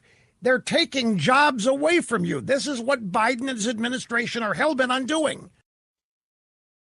Yep. That last caller, I think, what a way to end a career and a legacy. You didn't fail. You made it loud and clear to a lot of us. And though I was never really a Rush Limbaugh baby, I just missed it by that much. Yeah. I'm nothing but undying respect for that man and the fight he started. And they were bitching about Rush Limbaugh the way they did about Trump in the early 90s. The man was quite early to the party. Always. This is part of the program brought to you by Prattville Carpet. And usually we talk to Ray at this time, but he seems to be preoccupied at the moment. So. It's probably a good thing that he's busy. Oh, yeah. But they're at Prattville Carpet. Of course, they can come to you for free, yes, free in-home measurement. Mm-hmm. And that way, whether you're looking for carpet or traditional hardwood, the new laminate products are great, as well as that luxury vinyl plank. They'll essentially measure the area you're looking to resurface, could even be like your kitchen countertops. Right. And that way, depending on what material you pick out, they'll know exactly how much it's going to cost and how long it's going to take to get done. They're just that good there at Prattville Carpet. And they're a great local family-owned business. You hear Ray on these airwaves pretty much every day, Monday through Friday. And it's that sort of family-owned local work that, well, makes shows like this work, but it's also that great service you can't get anywhere else. That's why you need to check out Prattville Carpet. You can always go to prattvillecarpet.com or give them a call at 285-8117. That's 285-8117. And be sure to tell Ray Bowles and the team there that Joey and Eddie from News and Views in the afternoon sent you. Well, we're pretty much out of time here. So I guess that was the show today. Plenty more to get to tomorrow with Judge Napolitano and a few other guests we'll have stopping by. Did we learn anything today, Eddie? I love ice cream. And on that note, we're out of here. Broadcasting from the Riverside Chevrolet Master Control Center, this is WACV Cusana, News Talk 93.1 FM. When it's Chevy, it's Riverside.